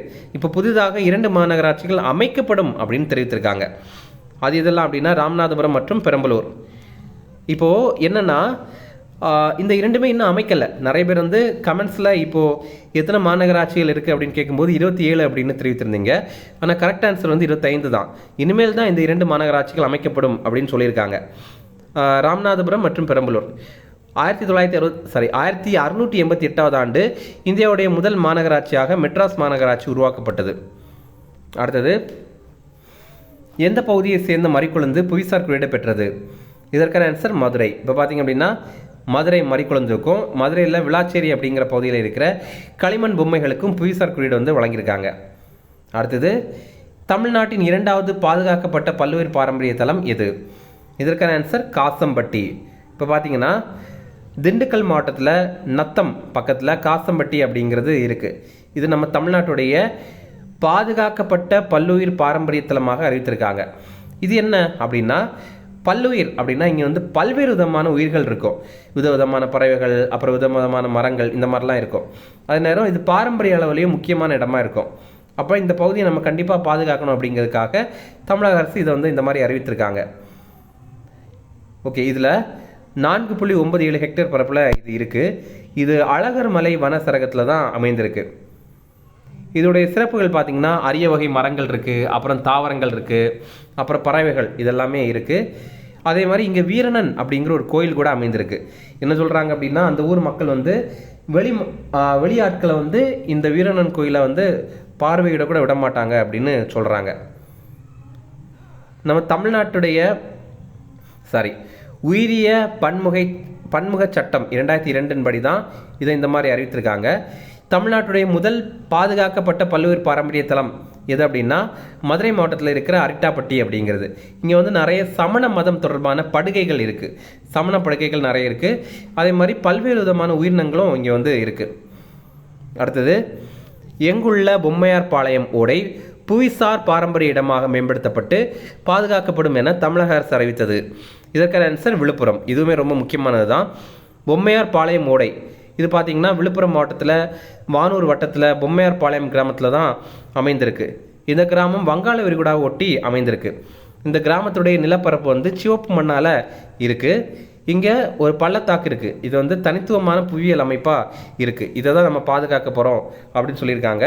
இதை ஓடை அப்படின்னும் சொல்கிறாங்க. தமிழ்நாட்டில் மாநில கனிம ஆய்வு அறக்கட்டளை அப்படிங்கிறது ரூபாய் 1 கோடி செலவில் அமைக்கப்படும் அப்படின்னு தமிழக அரசு அறிவித்திருக்காங்க. அடுத்தது, தற்போது எங்கு அரியோசோமா தமிழகம் என்ற விலாங்கு மீன் கண்டுபிடிக்கப்பட்டது? இதற்கான ஆன்சர் தூத்துக்குடி. இப்போ பார்த்தீங்க அப்படின்னா ஒரு விலாங்கு மீனை கண்டுபிடிச்சிருக்காங்க. யார் கண்டுபிடிச்சிருக்காங்க அப்படின்னா NBFGR அப்படிங்கிற அமைப்பு, national bureau of fish genetic resources அப்படிங்கிற அமைப்பு, தமிழில் தேசிய மீன் மரபணு வள பணியகம் அப்படிங்கிறது. இது ICMR அமைப்பு கீழே செயல்படுது. ICMR அப்படின்னா ICAR அப்படின்னா Indian council of agriculture research அப்படிங்கிறது தான். தமிழில் இந்திய வேளாண் ஆராய்ச்சி கவுன்சில். அடுத்தது, தமிழகத்தில் ஆராய்ச்சி மற்றும் மேம்பாட்டிற்கான பிரத்யேக மையம் அமைக்க அடிக்கல் நாட்டப்பட்டது? இதற்கான ஆன்சர் சென்னை. சென்னையில் சோழிங்கநல்லூரில் தான் இதற்கான அடிக்கல் நாட்டியிருக்காங்க. அமெரிக்கா நாட்டை சேர்ந்த ஈட்டன் அப்படிங்கிற குழுமம் தான் இதை அமைக்கிறாங்க. அடுத்தது, தமிழக அரசு தற்போது ஜான் மார்ஷல் உருவ சிலையை எங்கு திறந்தது? இதற்கான ஆன்சர் எழும்பூர். சென்னையில் எழும்பூரில் நம்ம தமிழக அரசுக்கு சொந்தமான அருங்காட்சியகம் இருக்குது. அங்கே தான் இதை வந்து திறந்திருக்காங்க. அடுத்தது, தமிழகம் முழுவதும் முதற்கட்டமாக எத்தனை டீசல் பேருந்துகளை CNG பேருந்துகளாக மாற்ற திட்டமிட்டப்பட்டுள்ளது? இதற்கான ஆன்சர் 1000. CNG அப்படின்னா கம்ப்ரஸ்ட் நேச்சுரல் கேஸ் அப்படிங்கிறது, தமிழில் அழுத்தப்பட்ட இயற்கை எரிவாயு. அடுத்தது, வெம்பக்கோட்டை அப்படிங்கிற அகழாய்வுத்தளம் இது வந்து விருதுநகர் மாவட்டத்தில் இருக்குது. இப்போ இங்கே 3ஆம் கட்ட அகழாய்வு பணிகள் நடைபெற்றுருக்கு. இப்போ அவங்க வந்து EM கிடைத்திருக்கு. முதல் முறையாக இங்கே EM கிடைத்திருக்கு. இதோடைய மூலமாக நமக்கு என்ன தெரியுது அப்படின்னா, தமிழ் மக்கள் நுண்ணிய வேலைப்பாடுகளுடன் கூடிய பதக்கங்கள், அப்புறம் கலைப்பொருட்கள் இதெல்லாம் பயன்படுத்தியிருக்காங்க அப்படிங்கிறது தெரியுது. இந்த 2025-26 நிதியாண்டில் நம்ம தமிழ்நாட்டில் எங்கெல்லாம் தொல்லியல் அகழாய்வு பண்ணுறாங்க அப்படிங்கிறத பார்க்கலாம். சிவகங்கை மாவட்டத்தில் கீழடி, தூத்துக்குடி மாவட்டத்தில் பட்டணமருதூர், தென்காசி மாவட்டத்தில் கரிவலம் வந்த நல்லூர், நாகப்பட்டினம் மாவட்டத்தில் நாகப்பட்டினம், கடலூர் மாவட்டத்தில் மணிக்கொல்லை, கள்ளக்குறிச்சி மாவட்டத்தில் ஆதிச்சனூர், கோயம்புத்தூர் மாவட்டத்தில் வெள்ளலூர், அப்புறம் சேலம் மாவட்டத்தில் திலங்கனூர், இந்த பகுதிகள் எல்லாம். அப்புறம் நம்ம முதல்வர் ஸ்டாலின் ஒன்று சொல்லியிருக்காரு. என்னென்னா, உள்ளாட்சிகளில் மாற்றுத்திறனாளிகளுக்கு நியமன அடிப்படையில் பிரதிநிதித்துவம் வழங்கப்படும் அப்படின்னு தெரிவித்திருக்காரு. இப்போ நமக்கு ராஜ்யசபாலெல்லாம் பார்த்தீங்கன்னா 12 எம்பிக்கள் வந்து நியமன அடிப்படையில் பண்ணுறாங்கல்ல, அவங்க தேர்தலில் போட்டியிட மாட்டாங்க, ஆனால் ஜஸ்ட் நியமன அடிப்படையில் அவங்கள வந்து தேர்வு பண்ணுவாங்கல்ல. அதே மாதிரி இந்த உள்ளாட்சி அமைப்புகளில் கூட மாற்றுத்திறனாளிகளை அந்த மாதிரி தேர்வு பண்ணுவோம் அப்படின்னு அறிவித்திருக்காங்க. இதற்கான சட்ட திருத்தம் மேற்கொள்ளப்படும் அப்படின்னு தெரிவித்திருக்காங்க. என்னென்ன சட்டங்களில் திருத்தங்கள் மேற்கொள்ள போகிறாங்க அப்படின்னா, தமிழ்நாடு நகர்ப்புற உள்ளாட்சி அமைப்புகள் சட்டம் 1998 அது ஒன்று. அடுத்தது தமிழக ஊராட்சி சட்டம் 1994 அது ஒன்று. ஃப்ரெண்ட்ஸ், நம்ம ராஜீவ்காந்தி ஐஏஎஸ் அகாடமியில் டிஎன்பிஎஸ்சி குரூப் 1 அதே மாதிரி டிஎன்பிஎஸ்சி குரூப் 4 இதற்கான டெஸ்ட் சீரிஸ் ஸ்டார்ட் பண்ணியிருக்கோம். இது பார்த்தீங்கன்னா தமிழ்லேயும் இருக்குது, அதே மாதிரி இங்கிலீஷ்லேயும் இருக்குது. நீங்கள் ஆன்லைன்லேயும் எழுதிக்கலாம், ஆஃப்லைன்லேயும் எழுதிக்கலாம். நீங்கள் நேரடியாக வந்து நம்ம இன்ஸ்டியூட்டில் கூட எழுதிக்கலாம். ரொம்ப குறைந்த கட்டணத்தில் நம்ம வந்து இந்த டெஸ்ட் சீரிஸை வந்து வழங்குகிறோம். இது சம்மந்தமாக உங்களுக்கு ஏதாவது தகவல் தரணும் அப்படின்னா ஸ்க்ரீனில் தெரியுற நம்பருக்கு கால் பண்ணி பேசிக்கலாம். அடுத்தது தமிழ்நாடு அரசுடைய திட்டங்கள் பற்றி பார்க்கலாம். புதுமை பெண் திட்டம் 2022 ஆண்டு செப்டம்பர் 5ஆம் தேதி தொடங்கின திட்டம் தான் இது. இதற்கு இன்னொரு பேர் இருக்குது, என்ன அப்படின்னா மூவலூர் ராமாமிர்தம் அம்மையார் புதுமை பெண் திட்டம் அப்படிங்கிறது. இதை சென்னையில் தொடங்கியிருந்தாங்க. இது என்ன அப்படின்னா அரசு பள்ளிகள் அதே மாதிரி அரசு உதவி பெற பள்ளிகள் இங்கெல்லாம் பயின்று உயர்கல்வி பயில்கிற மாணவிகளுக்கு உதவித்தொகை வழங்குகிற திட்டம் தான் இந்த ஒரு திட்டம். இதில் மாதம் 1000 ரூபாய் வழங்குறாங்க. கல்லூரிகளில் இதன் மூலமாக மாணவிகளுடைய சேர்க்கை 34% வந்து அதிகமாக இருக்குது அப்படின்னு ரீசெண்டாக ஒரு ரிப்போர்ட்டில் தெரிவித்திருந்தாங்க. அதனால தான் நம்ம இதை பார்க்குறோம். அடுத்தது தொல்குடி புத்தாய்வு திட்டம். இது வந்து 2024-25 நிதிநிலை அறிக்கையில், அதாவது தமிழக நிதிநிலை அறிக்கையில் அறிவித்திருந்தாங்க. இதனுடைய நோக்கம் என்ன அப்படின்னா தமிழ்நாட்டில் இருக்கிற பழங்குடியின மக்களை பற்றி ஆராய்ச்சி பண்ணணும் அப்படிங்கிறது தான். இது இந்தியாவிலேயே இந்த மாதிரி பண்ணுறது இங்கே தான் முதல் முறை. இதில் 70 மாணவர்களை தேர்வு பண்ணி அவங்களுக்கு ஆராய்ச்சிக்காக நிதி ஒதுக்கீடு பண்ணியிருக்காங்க. ஆண்டுக்கு ரூபாய் 250 கோடி வந்து செலவு பண்ணுறாங்க. இதில் முதுநிலை மாணவர்களுக்கு மாதம் 10,000 வழங்குறாங்க. முனைவர் மாணவர்களுக்கு மாதம் 25,000 வழங்குறாங்க. இது சம்மந்தமாக முனைவர் படிக்கிறவங்களுக்கு. அடுத்தது வாழ்ந்து காட்டுவோம் திட்டம் அப்படிங்கிற திட்டம். இது 2017 ஆண்டு ஸ்டார்ட் பண்ணாங்க. இது உலக வங்கியுடைய நிதியுதவி மூலமாக நம்ம இதை பண்ணுறோம். இதற்கு வேற ஒரு பேர் இருக்குது, என்ன அப்படின்னா தமிழக ஊரக புத்தாக்க திட்டம் அப்படிங்கிறது. இதோடைய நோக்கம் என்ன அப்படின்னா நம்ம கிராமப்புறங்களை மேம்படுத்தணும், அதே மாதிரி கிராமப்புறங்களில் வேலைவாய்ப்பு உருவாக்கணும் அப்படிங்கிறது தான். இதில் தமிழ்நாடு அரசு அப்புறம் உலக வங்கி இதோடைய பங்களிப்பு வந்து 30:70 அப்படிங்கிற ரேஷியோவில் இருக்குது. இப்போ 100 ரூபா செலவு பண்ணுறாங்க அப்படின்னா அதில் தமிழ்நாடு அரசு 30 ரூபா கொடுக்குறாங்க, உலக வங்கி வந்து 70 ரூபா கொடுக்குறாங்க. அதுதான் கணக்கு. இப்போது இந்த வாழ்ந்து காட்டும் திட்டத்துடைய 3வது கட்டம் வந்து தொடங்குறாங்க. ரூபாய் 1000 கோடி மதிப்பீட்டில் இது செயல்படுத்தப்படும் அப்படின்னு தெரிவித்திருக்காங்க. அப்புறம் முதலமைச்சர் சிறு விளையாட்டரங்கங்கள் இது இதற்கான தொடக்க விழா இந்த மார்ச் 4ஆம் தேதி தொடங்கியிருந்தாங்க. இதற்கான தொடக்க நிகழ்ச்சி காயிதே மில்லத் அரசு மகளிர் கல்லூரி பக்கத்தில் சென்னையில் வந்து தொடங்கியிருக்காங்க. நம்ம தமிழக துணை முதல்வர் தான் இதை திறந்து வைத்தார். இது எந்த தொகுதி கீழே வருது அப்படின்னா சென்னையில் சேப்பாக்கம் திருவல்லிக்கேணி தொகுதி அப்படிங்கிற ஒரு தொகுதி இருக்குது. ஓகேவா, இந்த இரண்டுமே சேர்த்து ஒரே பேராக தான் அழைக்கிறாங்க, சேப்பாக்கம் திருவல்லிக்கேணி தொகுதி. அதன் கீழே தான் இது வருது. எதனால் நம்ம தொகுதியையும் பார்க்குறோம் அப்படின்னா நம்ம தமிழ்நாட்டில் இருக்கிற எல்லா தொகுதிகளையுமே இந்த மாதிரி முதலமைச்சர் சிறு விளையாட்டரங்கங்கள் வந்து அமைக்கப்படும் அப்படின்னு தெரிவித்திருக்காங்க. இதே மாதிரி பார்த்திங்கன்னா மதுரை மாவட்டத்தில் இருக்கிற சோழவந்தான் தொகுதி, அப்புறம் சிவகங்கையில் இருக்கிற காரைக்குடி தொகுதி, அப்புறம் வந்து தூத்துக்குடியில் வைகுண்டம் ஸ்ரீ வைகுண்டம் தொகுதி, இங்கே எல்லாமே இந்த முதலமைச்சர் சிறு விளையாட்டரங்கங்களை வந்து திறந்திருக்காங்க. இதில் என்னென்ன சிறப்புகள் இருக்குது அப்படின்னா ஒன்றுமே ரூபாய் 3 கோடியில் அமைக்கிறாங்க. 400 மீட்டர் தடகள ஓடு பாதை, அப்புறம் திறந்த வெளி கூடை யுந்து பந்து, அடுத்தது கபடி ஆடுகளங்கள், நீளம் தாண்டுதல் பாதை, அப்புறம் பார்வையாளர் மாடம், இது எல்லாத்தையுமே அமைக்கிற மாதிரி தான் இருப்போம். அதாவது ஒன்றுலேயே இதெல்லாம் இருக்கும். அடுத்தது ஒவ்வொரு சட்டப்பேரவை தொகுதிகளையுமே இது அமைக்கப்படும் அப்படின்னு தெரிவித்திருக்காங்க. இந்த ஆண்டில் 25 சிறு விளையாட்டரங்கங்கள் வந்து அமைக்கப்படும் அப்படின்னு தமிழக அரசு அறிவித்திருக்காங்க. தமிழக துணை முதல்வர் உதயநிதி ஸ்டாலின் அவர்கள் வந்து இதெல்லாம் தெரிவித்திருக்காரு. அடுத்தது 100 மரகத பூஞ்சோலைகள். இந்த மரகத பூஞ்சோலைகளுக்கு வேறு பேர் கிராம பசுமை காடுகள் அப்படிங்கிறது. இது 2022 ஆண்டு தமிழக அரசு அறிவித்திருந்தாங்க. முதல் கட்டமாக 83 இடங்களில் இது அமைக்கிறதுக்கான பணி வந்து மேற்கொள்ளப்பட்டு வருது. இப்போது ஒரு 5 மாவட்டங்களில் ரூபாய் 4.25 கோடி மதிப்பில் கூடுதலாக இன்னும் ஒரு 17 இடங்களில் அமைக்கிறதுக்கு அரசு ஒப்புதல் பண்ணியிருக்காங்க. இதன் மூலமாக 100 இடங்களில் டார்கெட்டை அச்சீவ் பண்ணிடுவாங்க. இது வரைக்கும் இதில் எத்தனை திறந்து வச்சுருக்காங்க, அதாவது போன ஆண்டு ஆகஸ்ட் மாதம் வரைக்கும் பார்த்தீங்கன்னா 29 மாவட்டங்களில் 75 மரகத பூஞ்சோலைகளை வந்து திறந்து வைத்திருக்காங்க. அடுத்தது தமிழக விளையாட்டு வீரர்களுக்கு காப்பீடு திட்டம் இதை அறிமுகம் பண்ணியிருக்காங்க. 25,000 விளையாட்டு வீரர்களுக்கு இந்த திட்டம் வந்து செயல்படுத்தப்படும் அப்படின்னு தெரிவித்திருக்காங்க.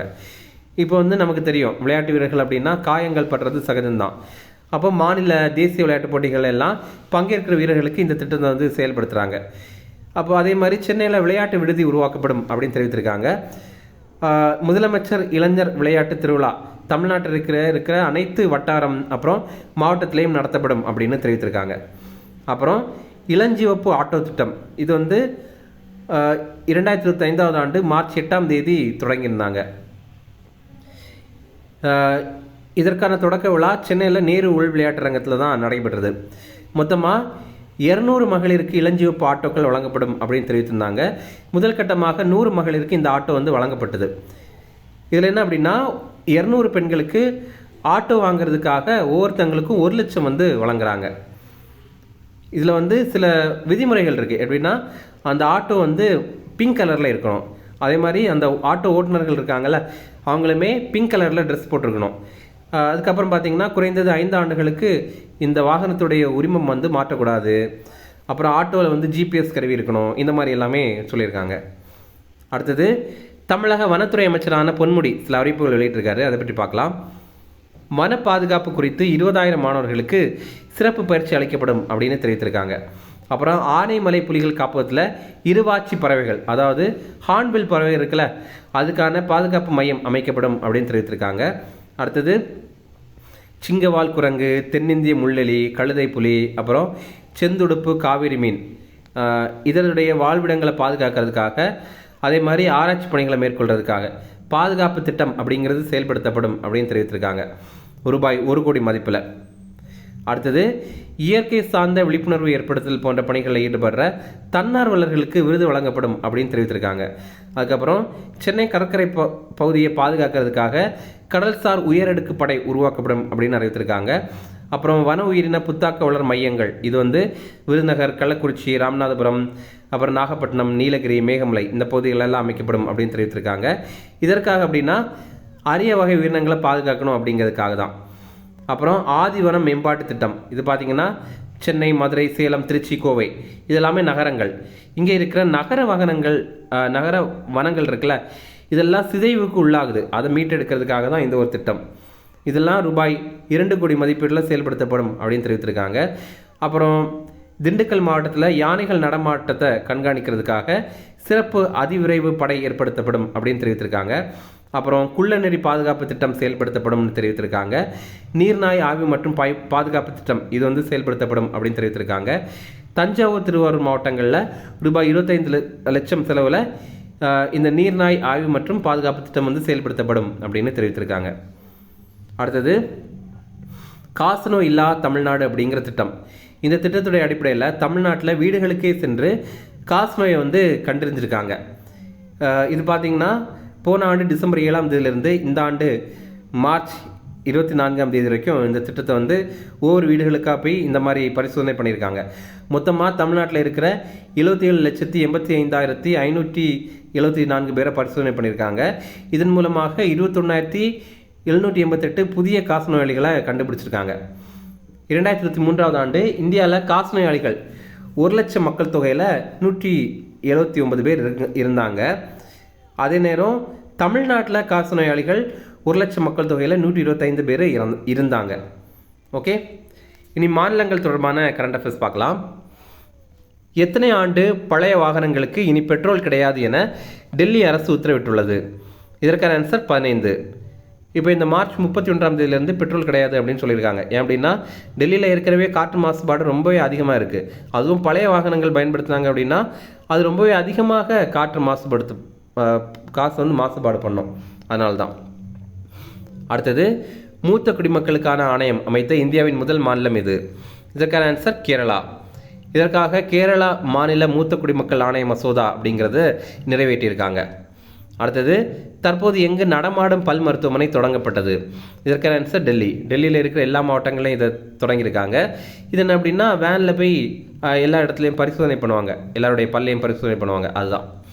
அடுத்தது, சிஷ்டச்சார் என்னும் படையை உருவாக்கிய அமைப்பு எது? இதற்கான ஆன்சர் டெல்லி போலீஸ். இப்போ பெண்களுடைய பாதுகாப்புக்காக தான் இதை உருவாக்கியிருக்காங்க. சிஷ்டச்சார் அப்படிங்கிற ஹிந்தி வார்த்தைக்கான பொருள் என்ன அப்படின்னா, குட் மேனர்ஸ் அப்படிங்கிறது தான். ஒரு நல்ல பழக்கங்கள் அப்படின்னு சொல்கிறோம்ல, அதுதான். அடுத்தது, சத்ரபதி சிவாஜிக்காக தொடங்கப்பட்ட முதல் கோயில் எங்கு உள்ளது? இதற்கான ஆன்சர் மகாராஷ்டிரா. மகாராஷ்டிராவில் தானே மாவட்டத்தில் பிவாண்டி அப்படிங்கிற பகுதியில் தான் தொடங்கியிருக்காங்க. அடுத்தது, எங்கு அமைய உள்ள மின்னணு நகரத்திற்கு ரத்தன் டாட்டா பெயர் சூட்டப்பட்டது? இதற்கான ஆன்சர் அஸ்ஸாம். அஸ்ஸாமில் ஜாகிரோடு அப்படிங்கிற பகுதியில் இதை அமைக்கிறாங்க. அடுத்தது, நமோ பன்னோக்கு மருத்துவமனை தற்போது எங்கு திறக்கப்பட்டது? இதற்கான ஆன்சர் சில்வாசா. சில்வாசா எங்கே இருக்குது அப்படின்னா, தாத்ரா நகர் ஹவேலி மற்றும் டாமன் டையூ அப்படிங்கிற யூனியன் பிரதேசத்தில் தான் இருக்குது. அதே மாதிரி இந்தியாவுடைய முதல் செயற்கை நுண்ணறிவு முழங்கால் மாற்று ரோபோ, அதோடைய பேர் மிஸ்ஸோ, அதை அறிமுகம் பண்ணியிருக்காங்க. இதை மெரில் அப்படிங்கிற நிறுவனம் உருவாக்கியிருக்காங்க. இந்த மிஸ்ஸோ அப்படிங்கிறத இந்த நமோ ஹாஸ்பிட்டலில் தான் அறிமுகம் பண்ணியிருக்காங்க. அடுத்தது, தற்போது எந்த மாநிலத்தின் 8வது தேசிய பூங்காவாக சிக்னா ஜுவாலோ அங்கீகரிக்கப்பட்டது? இதற்கான ஆன்சர் அஸ்ஸாம். இப்போ பார்த்தீங்க அப்படின்னா, இந்தியாவிலேயே 2வது அதிகமான தேசிய பூங்கா இருக்கிறது அஸ்ஸாம். அஸ்ஸாமில் 8 இருக்குது. முதல் ரொம்ப அதிகமாக இருக்கிறது மத்திய பிரதேசத்தில் 10 இருக்குது. அடுத்தது, எந்த மாநிலத்தில் உள்ள மாதோ தேசிய பூங்கா புலிகள் காப்பகமாக அறிவிக்கப்பட்டது? இதற்கான ஆன்சர் மத்திய பிரதேசம். மத்திய பிரதேசத்தில் சிவபுரி மாவட்டத்தில் தான் இது இருக்குது. ஃப்ரெண்ட்ஸ், நம்ம ராஜீவ்காந்தி ஐஏஎஸ் அகாடமியில் டிஎன்பிஎஸ்சிக்கான பாடப்புத்தகங்கள் எல்லாமே இருக்குது. இது பார்த்தீங்கன்னா நீங்கள் மொத்தமாக வாங்கிக்கலாம், அல்லது உங்களுக்கு தேவைப்படுற புத்தகங்கள் மட்டும்தான் வேணும் அப்படின்னா கூட நீங்கள் கால் பண்ணி ஆர்டர் பண்ணி வாங்கிக்கலாம். நீங்கள் தமிழ்நாட்டில் எங்கே இருந்தீங்க அப்படின்னாலும் நாங்கள் இதை உங்களுக்கு கொரியர் மூலமாக சென்ட் பண்ணி தந்துடுவோம். அதே மாதிரி நம்முடைய ஸ்டடி ஹால் பார்த்தீங்கன்னா சென்னையில் அண்ணா நகரில் இருக்குது. நீங்கள் சென்னையில் அண்ணா நகரில் இருக்கிறீங்க அப்படின்னா இந்த ஸ்டடி ஹால் வசதி பயன்படுத்திக்கலாம். இங்கே ஏசி வசதி இருக்குது, ஒய்ஃபை வசதி இருக்குது, அதே மாதிரி லைப்ரரி வசதி கூட இருக்குது. அடுத்தது, சயின்ஸ் அண்ட் டெக்னாலஜி தொடர்பான கரண்ட் அஃபேர்ஸ் பார்க்கலாம். சூரியனின் புறவெளியில் நடைபெற்ற ஒளிவெடிப்பை காட்சிப்படுத்திய முதல் விண்கலம் எது? இதற்கான ஆன்சர் ஆதித்யா L1. இந்த ஒளிவெடிப்பிற்கு கெர்னல் அப்படின்னு பேர் வைத்திருக்காங்க. ஆதித்யா L1 வரலாற்றிலேயே முதல் முறையாக இந்த சாதனையை இது படைத்திருக்கு. இந்த விண்கலத்துடைய ஸ்வீட் அப்படிங்கிற கருவி தான் இதை காட்சிப்படுத்தியிருக்கு. ஸ்வீட் அப்படின்னா சோலார் அல்ட்ராவயலட் இமேஜிங் டெலஸ்கோப் அப்படிங்கிறது தான். ஆதித்யா L1 மிஷன் நம்ம இந்தியாவிலேருந்து செயல்படுத்தின மிஷன், சூரியன் ஆய்வு பண்ணுறதுக்காக அனுப்பின ஒரு மிஷன். இதை நம்ம PSLV C-57 அப்படிங்கிற ராக்கெட் மூலமாக தான் விண்ணில் செலுத்தியிருந்தோம். இதோடைய பயண காலம் 127 நாட்கள். 2023 ஆண்டு செப்டம்பர் 2ஆம் தேதி இது விண்ணில் செலுத்தியிருந்தாங்க. 2024 ஆண்டு ஜனவரி 6ஆம் தேதி இது L1 அப்படிங்கிற புள்ளியை சென்று சேர்ந்தது. அடுத்தது, மத்திய அரசு இப்போது சந்திரயான் 5 திட்டத்திற்கு ஒப்புதல் வழங்கியிருக்காங்க. இஸ்ரோவும் ஜாக்ஸாவும் சேர்ந்து தான் இதை பண்ண போகிறாங்க. ஜாக்ஸா அப்படின்னா ஜப்பான் ஏரோஸ்பேஸ் எக்ஸ்ப்ளோரேஷன் ஏஜென்சி அப்படிங்கிறது தான். இந்த சந்திரயான் 5ல் ஒரு ரோவர் இருக்குது. அதோடைய எடை மட்டுமே 250 கிலோ எடையாக இருக்குது. இப்போது சந்திரயான் 3 ரோவருடைய பேர் பிரக்யான் அப்படிங்கிறது. அதோடைய எடை 25 கிலோ தான். இப்போ இந்த சந்திரயான் 5 இந்த திட்டத்துடைய நோக்கம் என்ன அப்படின்னா, நிலவில் கனிமவியல் அப்புறம் புவியியல் இது சம்மந்தமாக பகுப்பாய்வு பண்ணோம் அப்படிங்கிறது தான். இப்போது சந்திரயான் திட்டங்கள் படி பார்க்கலாம். 2008ஆவது ஆண்டு சந்திரயான் 1 செயல்படுத்தியிருந்தாங்க. இது நிலவில் நீர் மூலக்கூறுகள் இருக்குது அப்படிங்கிறத கண்டுபிடிச்சிருந்தது. அப்புறம் சந்திரயான் 2 அப்படிங்கிறது 2019 செயல்படுத்தியிருந்தாங்க. இதில் ஆர்பிட்டர் சக்ஸஸ் தான், ஆனால் லேண்டர் கிராஷ் ஆகிடுச்சு. சந்திரயான் 3 2023 செயல்படுத்தினாங்க. இது நிலவுடைய தென் துருவத்தில் வெற்றிகரமாகவே தரை இறக்கிட்டோம். சந்திரயான் 4 2027ஆவது ஆண்டு செயல்படுத்த போகிறாங்க. நிலவிலிருந்து இது மாதிரிகளை பூமிக்கு கொண்டு வரும். அடுத்தது சந்திரயான் 5 பார்த்தீங்க அப்படின்னா 2028ஆவது ஆண்டு செயல்படுத்துகிறாங்க. மேம்பட்ட நிலவு ஆராய்ச்சிக்காக தான் இது செயல்படுத்துகிறாங்க. அடுத்தது, இந்தியாவின் முதல் ஹைட்ரஜன் ரயில் எங்கு செயல்படுத்தப்பட உள்ளது? இதற்கான ஆன்சர் ஹரியானா. ஹரியானாவில் ஜிந்த் அப்புறம் சோனிபட் இந்த 2 பகுதிகளுக்கு இடையில தான் செயல்படுத்துகிறாங்க. இதற்கான என்ஜின் அப்புறம் கோச்சஸ் இதெல்லாம் பார்த்தீங்க அப்படின்னா ICF பெரம்பூரில் தான் பண்ணுறாங்க. பெரம்பூர் அப்படிங்கிறது சென்னையில் தான் இருக்குது. ICF அப்படிங்கிறது இன்டெக்ரல் கோச் ஃபேக்ட்ரி அப்படிங்கிறது, ரயில் பெட்டிகள் தொழிற்சாலை அப்படிங்கிறது. இப்போ 80% பணிகள் நிறைவு பெற்றிருக்கு. இந்த ஆண்டு ஏப்ரலில் இதை அறிமுகம் பண்ணுவோம் அப்படின்னு சொல்லியிருக்காங்க. இதில் என்ன சிறப்பு அப்படின்னா, ஹைட்ரஜனில் என்ன வரும் அப்படின்னா, அதாவது புகையெல்லாம் வராது, அதுக்கு பதிலாக நீர் தான் வந்து வெளியே வரும். அடுத்தது, ஸ்பேடெக்ஸ் என்ற விண்வெளி திட்டத்தை செயல்படுத்திய அமைப்பு எது? இதற்கான ஆன்சர் இஸ்ரோ. இப்போ பார்த்தீங்க அப்படின்னா, இஸ்ரோ வந்து 2 தனித்தனியான செயற்கைக்கோளை வெற்றிகரமாகவே விண்வெளியிலேயே இணைத்து அப்புறம் மறுபடியும் அதை விலக்கியிருக்காங்க. இந்த ஒரு திட்டம் தான் ஸ்பேடெக்ஸ் அப்படிங்கிறது. ஸ்பேடெக்ஸ் இதோடைய விரிவாக்கம் ஸ்பேஸ் டாக்கிங் எக்ஸ்பெரிமெண்ட் அப்படிங்கிறது தான். PSLV-C60 அப்படிங்கிற ராக்கெட் மூலமாக சென்ற ஆண்டு டிசம்பர் 30 இதை வந்து விண்ணில் செலுத்தியிருந்தாங்க. இதில் 2 செயற்கைக்கோள்கள் இருந்துச்சு. ஒன்று வந்து SDX-01 அப்படிங்கிறது, இன்னொன்று SDX-02 அப்படிங்கிறது. இதுக்கு இன்னொரு பேர் இருக்குது, என்ன அப்படின்னா சேசர், அதுக்கப்புறம் டார்கெட் அப்படிங்கிறது. இது 2மே இந்த ஆண்டு ஜனவரி 16 விண்ணிலேயே இந்த 2யுமே இணைத்துட்டாங்க. அப்புறம் மார்ச் 13 வெற்றிகரமாகவே இது வந்து விடுவிக்கப்பட்டிருக்கு. இது எதற்காக அப்படின்னா, எதிர்காலத்தில் நம்ம வந்து ஒரு பாரதிய அந்தரிக்ஷா ஸ்டேஷன் அப்படிங்கிற மாதிரி நம்ம இந்தியாவுக்காக ஒரு விண்வெளி நிலையத்தை வந்து அமைக்க போகிறோம். அப்போ ஒரேடியாக அது மொத்தமாக நம்ம அங்கே அனுப்பிட முடியாது, ஒவ்வொன்றும் தனித்தனியாக அனுப்பி அது எல்லாத்தையுமே இந்த மாதிரி ஒன்றிணைக்கலாம், அதற்காக தான். அடுத்தது, தற்போது அறிமுகம் செய்யப்பட்ட விக்ரம் 3201 மற்றும் கல்பனா 3201 என்பவை என்ன? இதற்கான ஆன்சர் நுண்செயலிகள், அதாவது மைக்ரோ ப்ராசஸர். இதை இஸ்ரோ மற்றும் SL அப்படிங்கிற நிறுவனம் சேர்ந்து உருவாக்கியிருக்காங்க. SL அப்படின்னா செமிகண்டக்டர் லெபார்டரி அப்படிங்கிறது, இது சத்தீஸ்கரில் தான் இருக்குது. அடுத்தது, ராமகிருஷ்ணன் திரவம் மற்றும் வெப்ப அறிவியல் தொடர்பான திறன்மிகு மையம் எங்கு நிறுவப்பட்டது? இதற்கான answer IIT Madras. Ramakrishnan centre of excellence in fluid and thermal sciences அப்படிங்கிறது, இது இஸ்ரோவும் IIT மெட்ராஸும் சேர்ந்து தயாரித்திருக்காங்க. விண்வெளி ஆய்வுக்காக தான் இந்த மாதிரி ஒன்று மையத்தை வந்து நிறுவியிருக்காங்க. அடுத்தது, லூனா ட்ரெயில் பிளேசர் என்ற விண்கலத்தை விண்ணில் செலுத்திய அமைப்பு எது?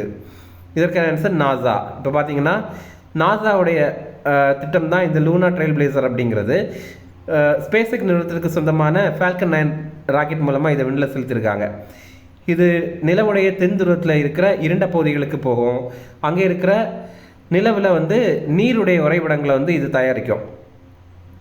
இதே மாதிரி முக்கியமான நிலவு திட்டங்கள் பார்த்திங்க அப்படின்னா, சீனாவுடைய திட்டம் வந்து சாங்கே 6 அப்படிங்கிறது, ஜப்பானுடைய திட்டம் வந்து ஸ்லிம் அப்படிங்கிறது, ரஷ்யாவுடைய நிலவு திட்டம் வந்து லூனா அப்படிங்கிறது, அமெரிக்காவுடைய நிலவு திட்டம் வந்து அப்பல்லோ அப்படிங்கிறது. அடுத்தது, ஆதார் சேவைகளை வழங்க UIDAI நிறுவனம் எந்த செயற்கை நுண்ணறிவு நிறுவனத்துடன் இணைந்தது? இதற்கான ஆன்சர் சர்வம் AI. இப்போ பார்த்தீங்க அப்படின்னா, UIDAI நம்ம இந்தியாவில் ஆதார் அமைப்பை நிர்வகிக்கிற அமைப்பு இந்த UIDAI அப்படிங்கிற அமைப்பு தான். இதோடைய விரிவாக்கம் என்ன அப்படின்னா, unique identification authority of India அப்படிங்கிறது. இப்போ இந்த நிறுவனம் சர்வம் AI அப்படிங்கிற ஒரு நிறுவனத்தை கூட இணைந்திருக்காங்க. இது வந்து பெங்களூரில் இருக்கிற செயற்கை நுண்ணறிவு தொடர்பான நிறுவனம். எதற்காக இவங்க இணைந்திருக்காங்க அப்படின்னா, ஆதார் தொடர்பான சேவைகளை மக்களுக்கு வழங்கணும் அப்படிங்கிறதுக்காக தான் 10 மொழிகளில் இந்த சேவைகளை வழங்குவாங்க. ஆதார் வந்து 2009 ஜனவரி 28 தொடங்கியிருந்தாங்க. அடுத்தது, ஜெம்மா 3 அப்படிங்கிற ஒரு AI சாட்பாட்டை வந்து அறிமுகம் பண்ணியிருக்காங்க. கூகுள் தான் அறிமுகம் பண்ணியிருக்காங்க. இப்போ நம்ம இதில் வந்து பேசணும் அப்படின்னா நம்ம வந்து டெக்ஸ்ட் மூலமாக பேசலாம். அதே மாதிரி நம்ம வந்து இமேஜ், அதுக்கப்புறம் ஷார்ட் வீடியோ கூட இதுக்கு நம்ம அனுப்பி கொடுக்கலாம். ஆனால் அதில் வந்து ஆன்சர் வந்து டெக்ஸ்ட் பேசிஸில் தான் வரும். இதனால் பிக்சரோ வீடியோவோ எல்லாம் அனுப்ப முடியாது. அதே மாதிரி சைனாவை சேர்ந்த பட்டர்ஃப்ளை எஃபெக்ட் அப்படிங்கிற ஒரு நிறுவனம் மேனஸ் AI அப்படிங்கிற ஒரு AI தளத்தை வந்து ரீசெண்டாக அறிமுகம் பண்ணியிருந்தாங்க. அடுத்தது, அரண் என்ற பாதுகாப்பு செயலியை நிறுவிய அமைப்பு எது? இதற்கான ஆன்சர் NLCIL. NLCIL அப்படின்னா Neyveli lignite corporation India limited அப்படிங்கிறது தான். தமிழில் நெய்வேலி பழுப்பு நிலக்கரி நிறுவனம் அப்படிங்கிறது. இப்போ இவங்க வந்து அரண் அப்படிங்கிற ஒரு சேஃப்டி ஆப்பை வந்து இன்ட்ரடியூஸ் பண்ணியிருக்காங்க. இப்போ பணியிடங்களில் விபத்து குறித்து பாதுகாப்பு தொடர்பான செயலி தான் இந்த ஒரு செயலி. இப்போ அந்த இடத்துல, அதாவது NLC இருக்குல்ல, அங்கே வந்து அதாவது நெய்வேலி பழுப்பு நிலக்கரி நிறுவனம் இருக்குல்ல, அங்கே வந்து பாதுகாப்புக்கு அச்சுறுத்தலாக ஏதாவது ஒரு கருவி இருக்குது அப்படின்னு அவங்க பார்த்தாங்க அப்படின்னா அதை இவங்க ஃபோட்டோ எடுத்து இந்த ஆப்பில் அப்டேட் பண்ணி புகார் பண்ணலாம். அது மட்டும் இல்லாமல் இந்த செயலியில் விபத்து காப்பு தொடர்பான விழிப்புணர்வு கூட இருக்குது. அடுத்தது, பிரதிம்ப் அப்படிங்கிற ஒரு மென்பொருள். இதன் அப்படின்னா இணைய குற்றவாளிகளுடைய இருப்பிடத்தை எளிதிலேயே கண்டறிவதற்கான மென்பொருள்.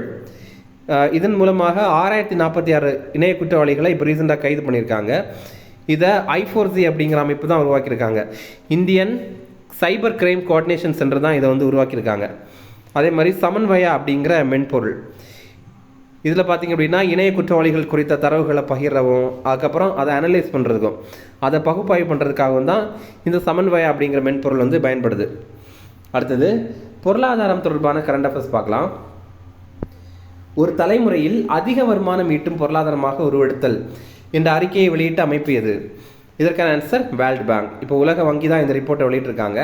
இது என்ன அப்படின்னா இந்திய பொருளாதாரம் குறித்த அறிக்கை தான். என்ன சொல்கிறாங்க அப்படின்னா 2000ஆவது ஆண்டிலிருந்து 2024ஆவது ஆண்டு வரைக்கும் இந்தியா சராசரியாக 6.3% பொருளாதார வளர்ச்சி வந்து அடைந்திருக்கு அப்படிங்கிறத சொல்கிறாங்க. 2000ஆவது ஆண்டிலிருந்து இப்போ வரைக்கும் பார்த்திங்க அப்படின்னா இந்தியாவுடைய பொருளாதார வளர்ச்சி 4 மடங்காக அதிகமாக இருக்குது அப்படின்னு சொல்கிறாங்க.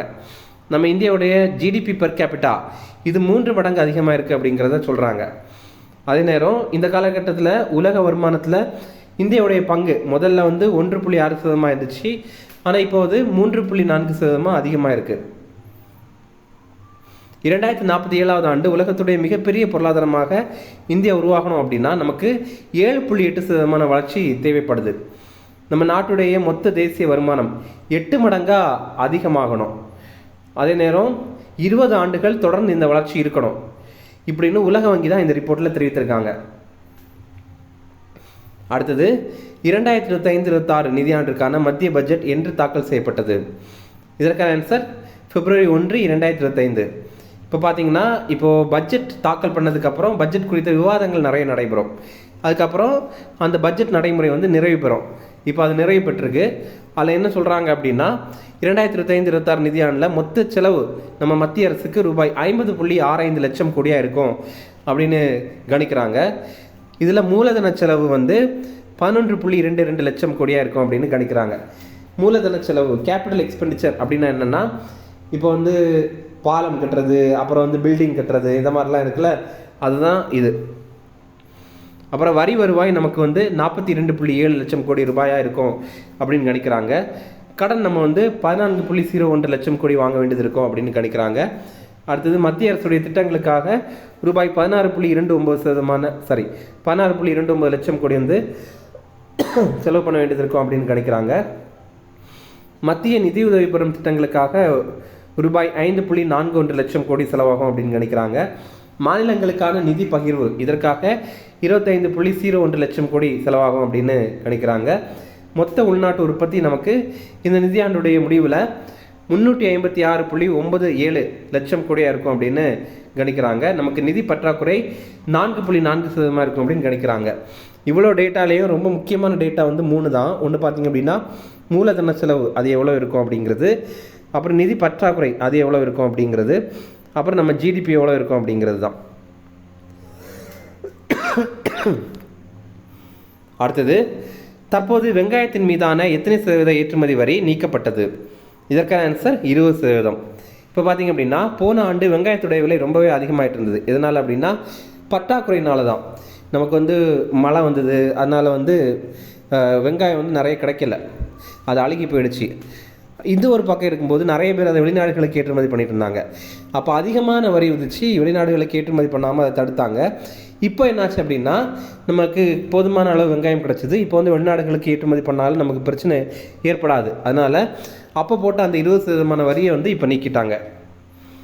அடுத்தது தற்போது உலகின் எத்தனையாவது மிகப்பெரிய பொருளாதார நாடாக இந்தியா உள்ளது?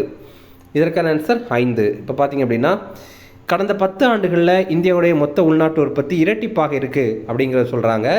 இது வந்து 105% வந்து வளர்ச்சி பெற்றிருக்கு அப்படிங்கிறத சொல்கிறாங்க. அதாவது 2015 பார்த்திங்க அப்படின்னா இந்தியாவுடைய பொருளாதாரம் 2.1 ட்ரில்லியன் அமெரிக்க டாலராக இருந்தது. ஆனால் இந்த 2025ஆவது ஆண்டில் இது 4.3 ட்ரில்லியன் அமெரிக்க டாலராக உயர்ந்திருக்கு. இப்போது இந்தியாவுடைய பொருளாதாரம் அப்படி பார்க்கும்போது உலக அளவில் நம்ம 5வது இடத்துல இருக்கிறோம். இப்போ உலகத்துடைய மிகப்பெரிய 4 பொருளாதாரம் கொண்ட நாடுகள் எதெல்லாம் அப்படின்னா முதல் இடத்துல இருக்கிறது அமெரிக்கா, 2வது இடத்துல இருக்கிறது சைனா, 3வது இடத்துல இருக்கிறது ஜெர்மனி, அப்புறம் 4வது இடத்துல இருக்கிறது ஜப்பான், இப்போ 5வது இடத்துல நம்ம இந்தியா இருக்கிறோம்.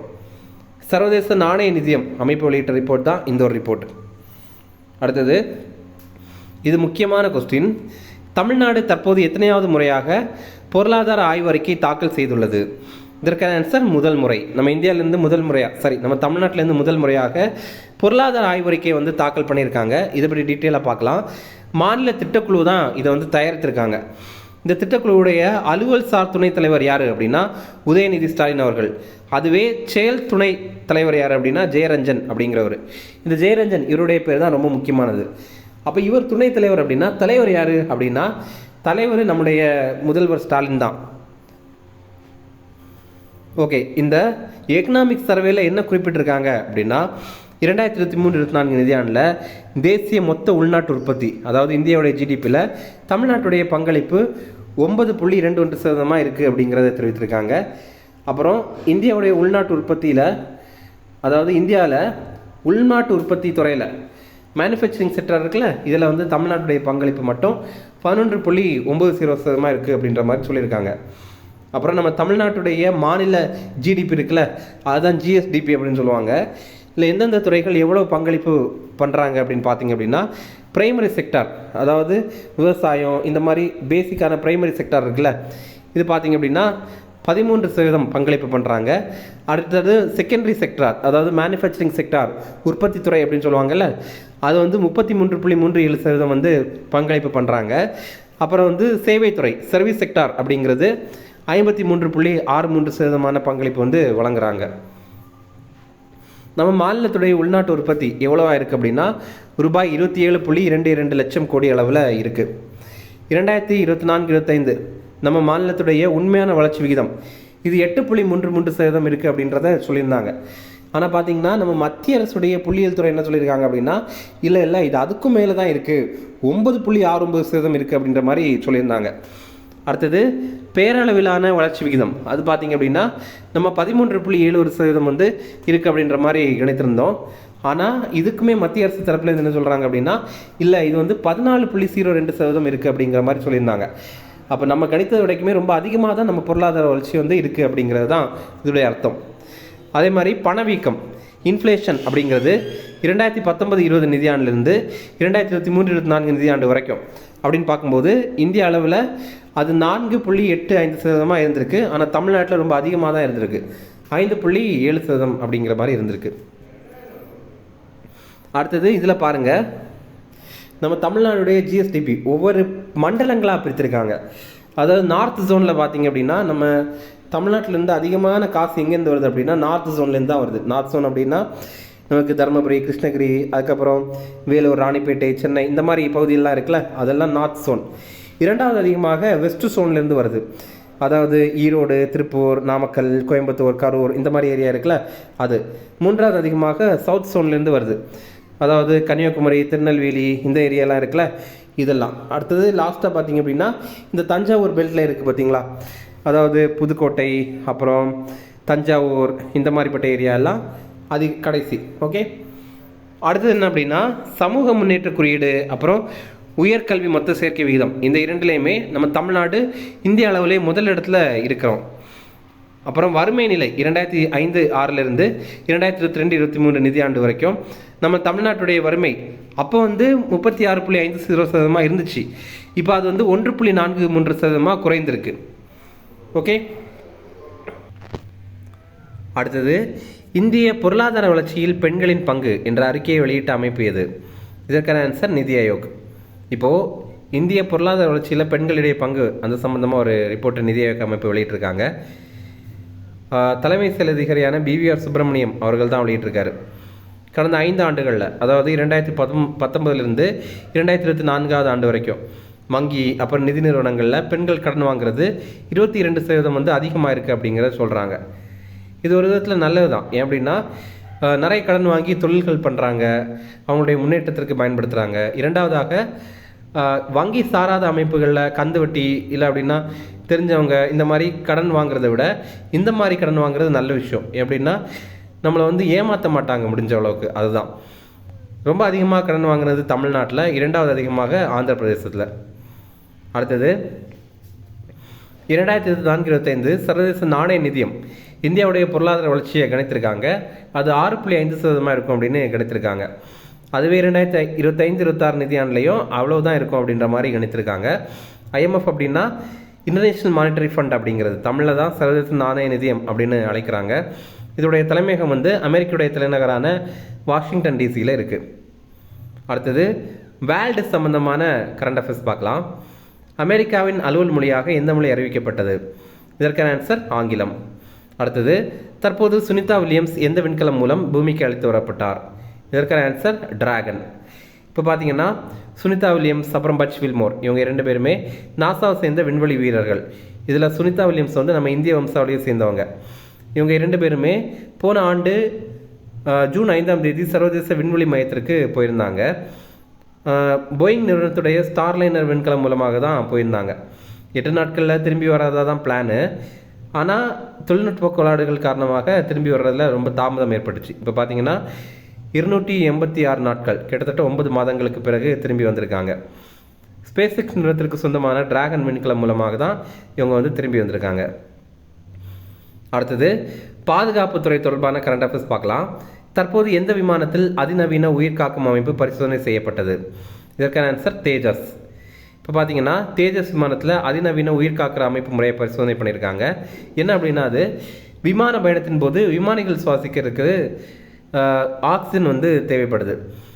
அப்போது இதற்காக OBOGS அப்படிங்கிற ஒரு முறையை கடைபிடித்திருக்காங்க. அது என்ன அப்படின்னா ஆன்போர்டு ஆக்சிஜன் ஜென்ரேட்டிங் சிஸ்டம் அப்படிங்கிறது.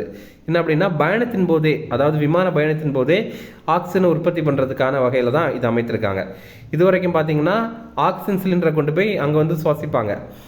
இதற்கு பதிலாக அங்கேயே ஆக்சிஜன் உருவாக்குற OBOGS அப்படிங்கிற அமைப்பை வந்து கண்டுபிடிச்சிருக்காங்க.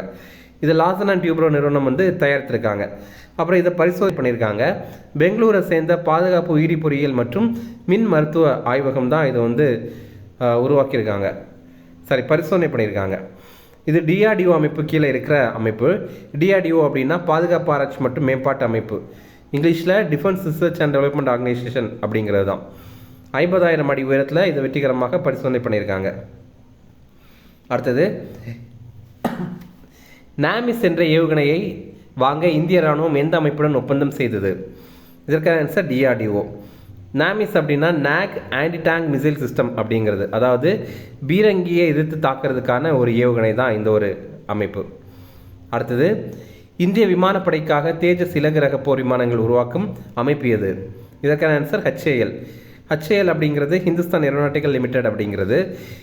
தேஜஸ் இலகு ரக போர் விமானங்கள் வாங்குறதுக்காக HAL நிறுவனத்து கூட 2021ஆம் ஆண்டு ஒப்பந்தம் பண்ணியிருந்தாங்க. இப்போ இந்த விமானங்களுக்கு என்ஜின்கள் வாங்குறதுக்கு GE ஏரோஸ்பேஸ் நிறுவனத்து கூட இந்த HAL நிறுவனம் வந்து ஒப்பந்தம் பண்ணியிருந்தாங்க. இதற்காக F404IN20 அப்படிங்கிற என்ஜின்கள் 99 வந்து வாங்குறாங்க. இந்த GE ஏரோஸ்பேஸ் அப்படிங்கிறது அமெரிக்காவை சேர்ந்த நிறுவனம். அடுத்தது, இது முக்கியமான கொஸ்டின். தற்போது இந்தியா ரஷ்யா ஒப்பந்தத்தின்படி அறிமுகம் செய்யப்பட்ட 4வது கப்பல் எது? இதற்கான ஆன்சர் தவசியா. இப்போ பார்த்தீங்கன்னா இந்தியாவுக்கும் ரஷ்யாவுக்கு இடையில் ஒரு ஒப்பந்தம் போட்டிருந்தாங்க. 2016ஆம் ஆண்டு அக்டோபர் மாதம் 4 போர்க்கப்பல்களை இந்தியாவுக்கு வழங்கணும் அப்படிங்கிறதா அந்த ஒப்பந்தம். இதில் 2 கப்பல்கள் வந்து ரஷ்யாவில் தயாரிக்கணும். அது இப்போ பேர் என்ன அப்படின்னா, ஒன்று துஷில், இன்னொன்று தமால். அடுத்தது 2 கப்பல்கள் வந்து இந்தியாவில் தயாரிக்கணும் அப்படிங்கிறதா அந்த ஒப்பந்தம். அது எங்கே தயாரிக்கிறாங்க அப்படின்னா GSL, அதாவது கோவா ஷிப்யார்ட் லிமிடெட் அப்படிங்கிறது அங்கே. இதில் ஒன்று வந்து த்ரிபுட் அப்படிங்கிறது, இன்னொன்று வந்து தவசியா அப்படிங்கிறது. இப்போ வந்து 4வது கப்பலை வந்து தயாரித்து அறிமுகம் பண்ணியிருக்காங்க. அடுத்தது, அஸ்த்ரா ஏவுகணையை தயாரித்த அமைப்பு எது? இதற்கான ஆன்சர் DRDO. இது பார்த்தீங்கன்னா வானத்திலிருந்து ஏவப்பட்டு வானத்தில் இருக்கிற இலக்கை தாக்குற ஒரு ஏவுகணை தான் இந்த அஸ்த்ரா அப்படிங்கிற ஏவுகணை. அடுத்தது, சில கூட்டு பயிற்சிகள் இருக்குது, அதை பற்றி பார்க்கலாம். ஐக்கிமி அப்படிங்கிற ஒரு கூட்டு பயிற்சி, இதோடைய விரிவாக்கம் Africa India key maritime engagement அப்படிங்கிறது தான். எப்போவுமே நம்ம ஒரு கூட்டு பயிற்சியை பற்றி பார்க்கும்போது 3 விஷயங்கள் நோட் பண்ணணும். முதல்ல பார்த்திங்க அப்படின்னா அது எந்த 2 நாடுகளுக்கு இடையில் நடைபெறுது அப்படின்னு நோட் பண்ணணும். இது இந்தியா மற்றும் ஆப்பிரிக்கா இடையில் நடைபெறுது. இதில் 10 நாடுகள் பங்கேற்கிறாங்க. இரண்டாவதாக அது என்ன வகையான பயிற்சி அப்படின்னு நோட் பண்ணணும். இது ஒரு இராணுவ பயிற்சியா, இல்லை கடற்படை பயிற்சியா, இல்லை விமானப்படை பயிற்சி அப்படின்னு நோட் பண்ணோம். இது ஒரு கடற்படை பயிற்சி. மூன்றாவதாக இது எங்கே நடைபெறுது அப்படின்னு நோட் பண்ணோம். இது பார்த்திங்க அப்படின்னா தான்சானியோடைய தார் எர் சலாம் அப்படிங்கிற பகுதியில் தான் நடைபெறுது. அடுத்தது, வருணா அப்படிங்கிற ஒரு பயிற்சி, இது 23வது பதிப்பு. இது ஒரு கடற்படை பயிற்சி. இது அரபிக்கடலில் தான் நடைபெற்றது. இதே மாதிரி இந்தியாவுக்கும் பிரான்ஸுக்கு இடையில் நடைபெற மிலிட்ரி எக்ஸசைஸுடைய பேர் வந்து சக்தி அப்படிங்கிறது. கருடா அப்படிங்கிறது இந்தியாவுக்கும் பிரான்ஸுக்கு நடைபெற ஏர்ஃபோர்ஸ் எக்ஸசைஸ், விமானப்படை பயிற்சி. அடுத்தது கஞ்சார் 12 அப்படிங்கிற பயிற்சி. இது இந்தியாவுக்கும் கிர்கிஸ்தானுக்கும் நடைபெற பயிற்சி. இது ஒரு இராணுவ படை பயிற்சி. இது மட்டும் இல்லாமல் இது ஒரு சிறப்பு படை பயிற்சி. அதாவது நார்மலாக பண்ணுற இராணுவ பயிற்சி கூட இன்னும் சில விஷயங்களை சேர்த்து பயிற்சி பண்ணுவாங்க. இது வந்து கிர்கிஸ்தானில் தான் நடைபெற்றது. அடுத்தது எக்ஸசைஸ் சி டிராகன் அப்படிங்கிற பயிற்சி. இதில் வந்து 5 நாடுகள் பங்கேற்கிறாங்க. அமெரிக்கா, இந்தியா, ஜப்பான், ஆஸ்திரேலியா, தென்கொரியா. இது ஒரு கடற்படை பயிற்சி. இது அமெரிக்கா தான் நடத்துகிறாங்க. இது பார்த்திங்கன்னா மேற்கு பசிபிக் பெருங்கடலில் குவாம் கடற்கரையில் தான் நடத்துகிறாங்க. அடுத்தது இந்திரா அப்படிங்கிற பயிற்சி. இது இந்தியா மற்றும் ரஷ்யா இடையில் நடைபெற பயிற்சி. இது ஒரு கடற்படை பயிற்சி. இது சென்னை கடற்கரையில் தான் நடைபெற்றது. இது 14வது பதிப்பு. அடுத்தது எக்ஸசைஸ் போங்கோ சாகர், அப்புறம் கார்பெட். இந்த இரண்டுமே ஒரே நேரத்தில் நடைபெற்ற பயிற்சி தான். இதில் கார்பெட் அப்படிங்கிறது கோஆர்டினேட்டட் பேட்ரோல் அப்படிங்கிறது தான். இது இந்தியா மற்றும் வங்காளதேசம் 2 நாடுகளும் சேர்ந்து நடத்துகிற பயிற்சி. இது ஒரு கடற்படை பயிற்சி. இது பார்த்திங்க அப்படின்னா வங்காள விரிகுடாவில் தான் நடைபெற்றது. இதில் ரொம்ப ரொம்ப முக்கியமான கான்செப்ட் எது அப்படின்னா, இப்போது ஒரு பயிற்சி அப்படின்னா அது எந்த நாடுகளுக்கு இடையில் நடைபெறுது அப்படிங்கிறது தான். அடுத்தது எக்ஸசைஸ் டெசர்ட் ஹண்ட் அப்படிங்கிறது. இது பார்த்திங்கன்னா நம்ம இந்தியாக்குள்ளாடி நடைபெற பயிற்சி. முப்படைகள் தொடர்பான பயிற்சி தான் இது. இதை வந்து இந்திய விமானப்படை நடத்தினாங்க. ராஜஸ்தானுடைய ஜோத்பூரில் தான் இதை நடத்தியிருந்தாங்க. அடுத்தது பிரசாந்த் பிரகார் அப்படிங்கிற பயிற்சி. இதுவும் முப்படைகளும் கலந்து கொள்கிற பயிற்சி தான் இது. இதை இந்திய இராணுவம் வந்து நடத்தியிருந்தாங்க. இது ரொம்ப உயர்வான இடங்களில் நடைபெற பயிற்சி. அருணாச்சல பிரதேசத்தில் வந்து இதை நடத்தியிருந்தாங்க. அப்புறம் சாகர் அப்படிங்கிற திட்டத்துக்கு கீழே வீரர்களுக்கு பயிற்சி வழங்குகிற திட்டம். இது பார்த்திங்க அப்படின்னா 9 நாடுகளை சேர்ந்த 44 வீரர்களுக்கு இப்போ பயிற்சி வழங்கியிருந்தாங்க. கேரளாவில் கொச்சியில் தான் பயிற்சி வழங்கியிருந்தாங்க. ஐஓஎஸ் சாகர் அப்படிங்கிற கப்பலில் பயிற்சி வழங்கியிருந்தாங்க. ஐஓஎஸ் அப்படின்னா இந்தியன் ஓஷன் ஷிப் அப்படிங்கிறது தான் அர்த்தம். ஆக்சுவலி ஐஎன்எஸ் சுனைனா அப்படிங்கிற கப்பலை ஐஓஎஸ் சாகர் அப்படின்னு பேர் மாற்றம் பண்ணி அதில் பயிற்சி வழங்கியிருந்தாங்க. அடுத்தது ஸ்போர்ட்ஸ் தொடர்பான கரண்ட் அஃபேர்ஸ் பார்க்கலாம். தேசிய ரேபிட் செஸ் சாம்பியன்ஷிப் போட்டியில் வெற்றி பெற்ற தமிழர் யார்? இதற்கான ஆன்சர் இனியன். இப்போ பார்த்திங்க அப்படின்னா இந்த நேஷனல் ரேபிட் செஸ் சாம்பியன்ஷிப் போட்டி ஜார்க்கண்டுடைய ராஞ்சி நகரில் நடைபெற்றது. தமிழக வீரரான பா இனியன் தான் இதில் வெற்றி பெற்றார். இவர் ஈரோடு மாவட்டத்தை சேர்ந்தவர். இதே மாதிரி இப்போ ரீசெண்டாக வந்து ஃப்ரான்ஸில் 38வது கேன்ஸ் ஓப்பன் சர்வதேச செஸ் போட்டி வந்து நடைபெற்றது. அதுலேயுமே இவர் தான் சாம்பியன் பட்டம் வென்றார். அதே மாதிரி 9வது ஜோஹர் சர்வதேச ஓப்பன் செஸ் போட்டி இப்போ நடைபெற்றது. அதுலேயுமே இவர் தான் சாம்பியன் பட்டம் வந்து வென்றார். அடுத்தது மாற்றுத்திறனாளிகளுக்கான 13வது தேசிய கைப்பந்து போட்டியில் வெற்றி பெற்ற மாநிலம் எது? இதற்கான ஆன்சர் ஹரியானா. ஆண்கள் பிரிவிலையுமே ஹரியானா தான், அதே மாதிரி மகளிர் பிரிவிலையுமே ஹரியானா தான்.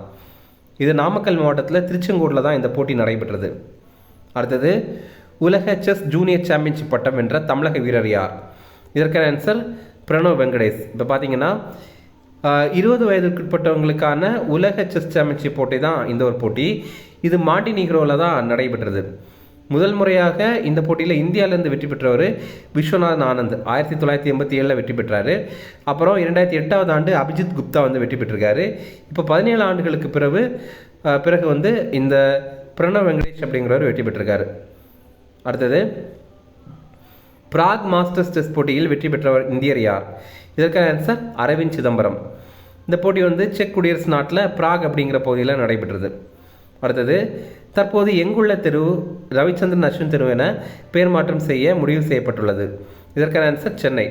சென்னையில் பார்த்திங்க அப்படின்னா ராமகிருஷ்ணபுரம் 1வது தெரு அப்படிங்கிற இடத்துல தான் இவர் வந்து வசிக்கிறாரு. அதோடைய பேரை வந்து இவருடைய பேர்லேயே மாற்ற போகிறாங்க. ரவிச்சந்திரன் அஸ்வின் தெரு அப்படின்ற மாதிரி மாற்ற போகிறாங்க. அடுத்தது 2025 சிறப்பு ஒலிம்பிக் உலக குளிர்கால போட்டி தற்போது எங்கு நடைபெற்றது? இதற்கான ஆன்சர் இத்தாலி. இத்தாலியுடைய டுரின் நகரில் தான் இது நடைபெற்றது. இதில் சிறப்பு ஒலிம்பிக் அப்படின்னா இந்த அறிவுசார் குறைபாடுகள் இருப்பாங்கல்ல அவங்களுக்கான போட்டி தான் இது. இல்லை இந்தியா வந்து 33 பதக்கங்கள் வந்து ஜெயிச்சிருக்கோம்.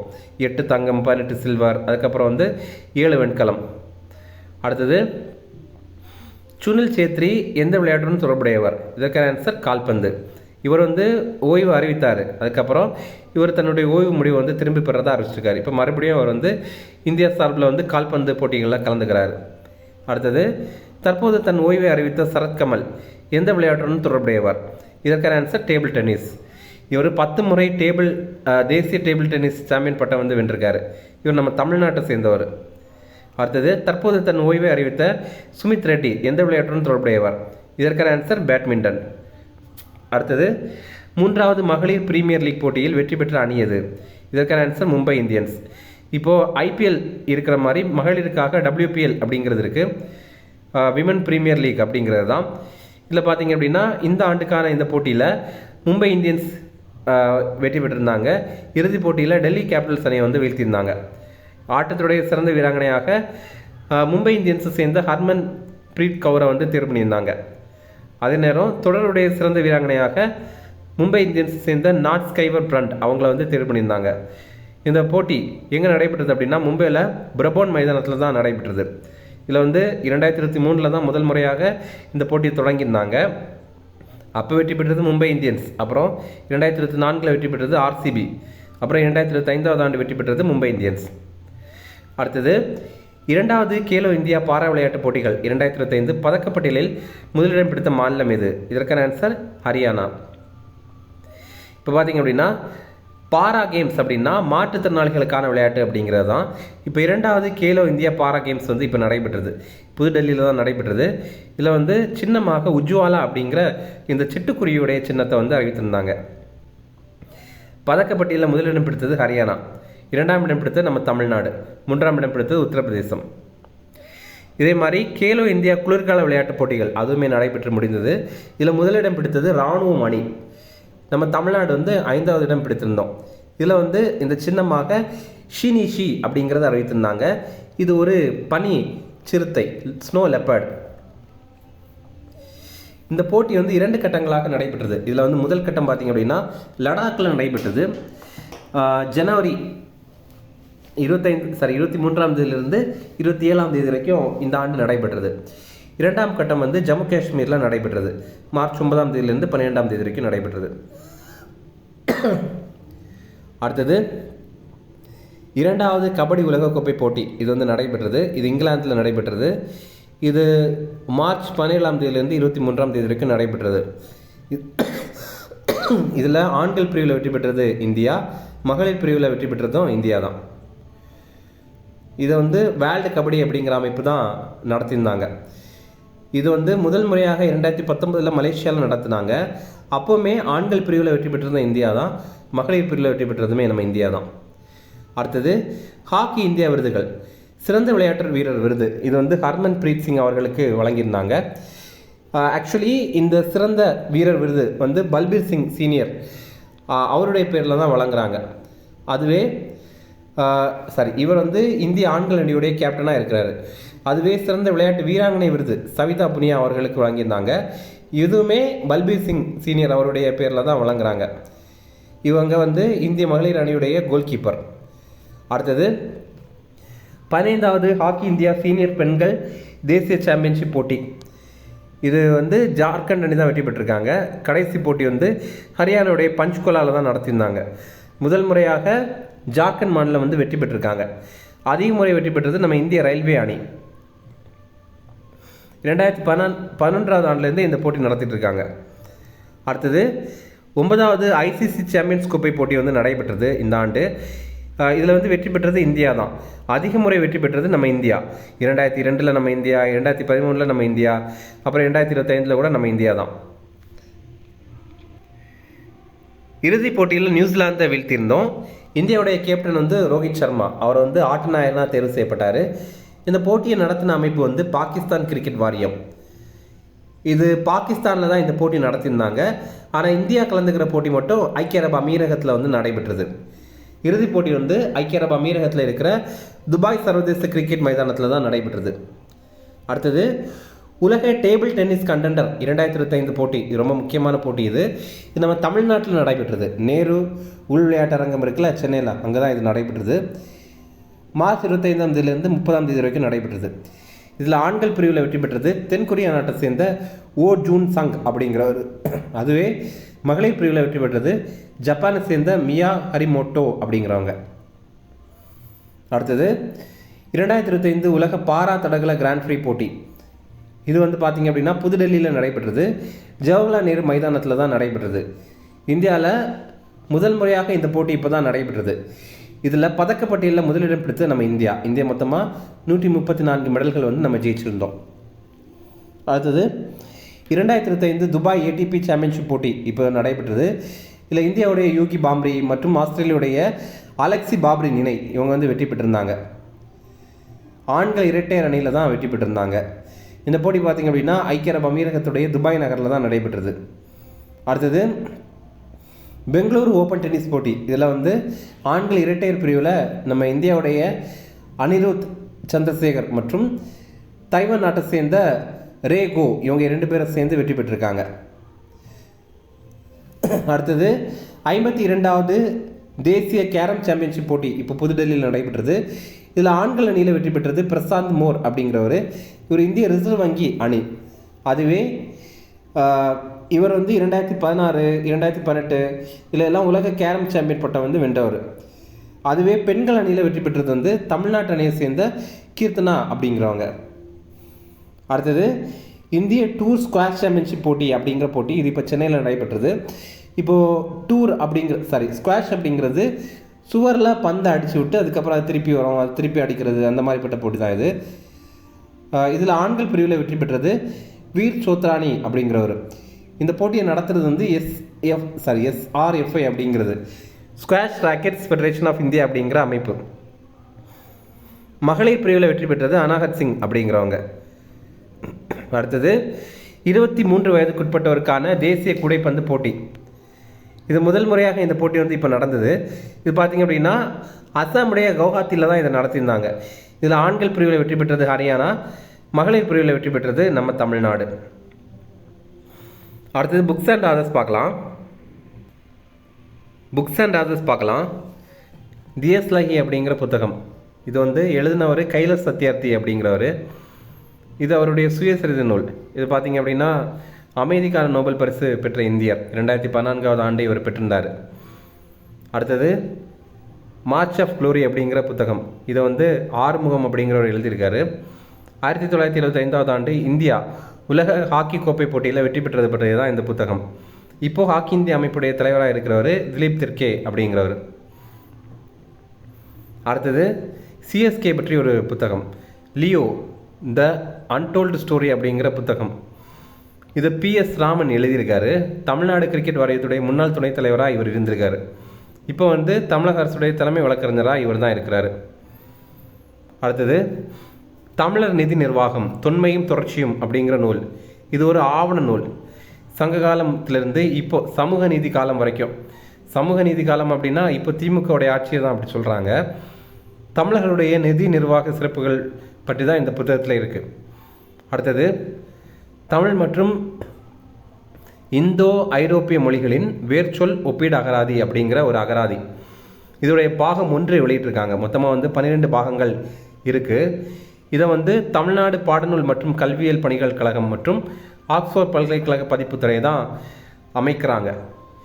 இதற்காக தமிழக அரசு 8 கோடி ரூபாய் வந்து ஒதுக்கீடு பண்ணுறாங்க. இது மட்டும் இல்லாமல் 20 வல்லுநர்கள் அடங்கிய குழுவை வந்து உருவாக்கியிருந்தாங்க.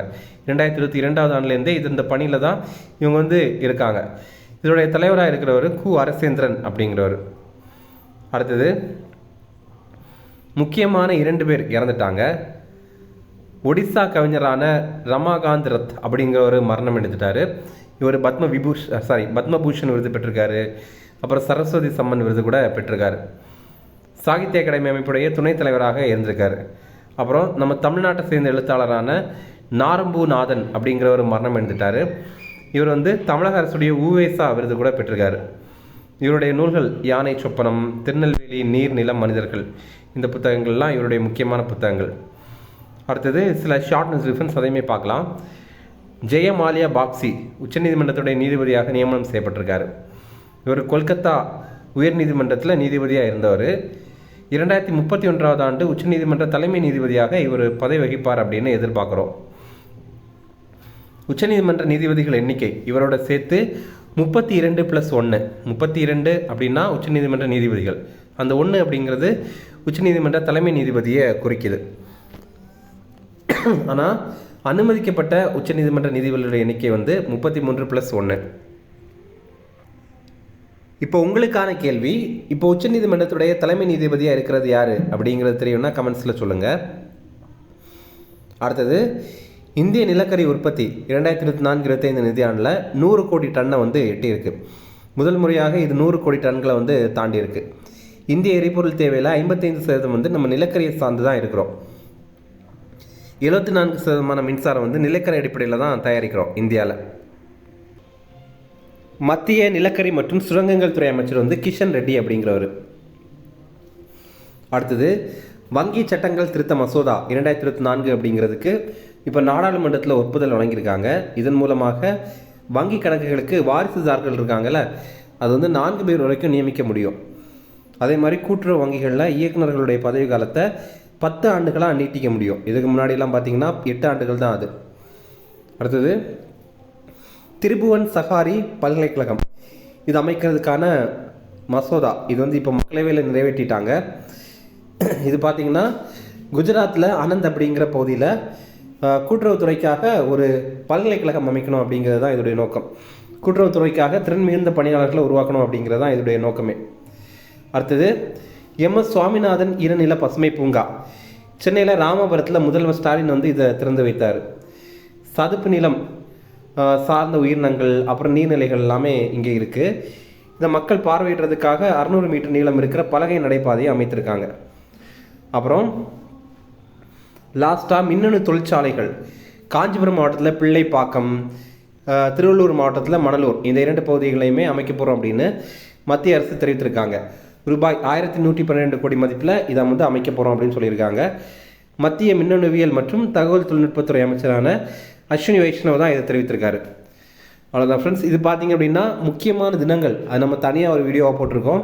அதுக்கான லிங்க் வந்து கீழே டிஸ்கிரிப்ஷனில் கொடுத்துருக்கோம். அது கிளிக் பண்ணி பாருங்கள். இந்த வீடியோ பிடிச்சினா கண்டிப்பாக லைக் பண்ணுங்கள். நம்முடைய சேனலுக்கு சப்ஸ்கிரைப் பண்ணி வச்சுங்க. உங்களுடைய நண்பர்களுக்குமே ஷேர் பண்ணுங்கள். Okay, thank you.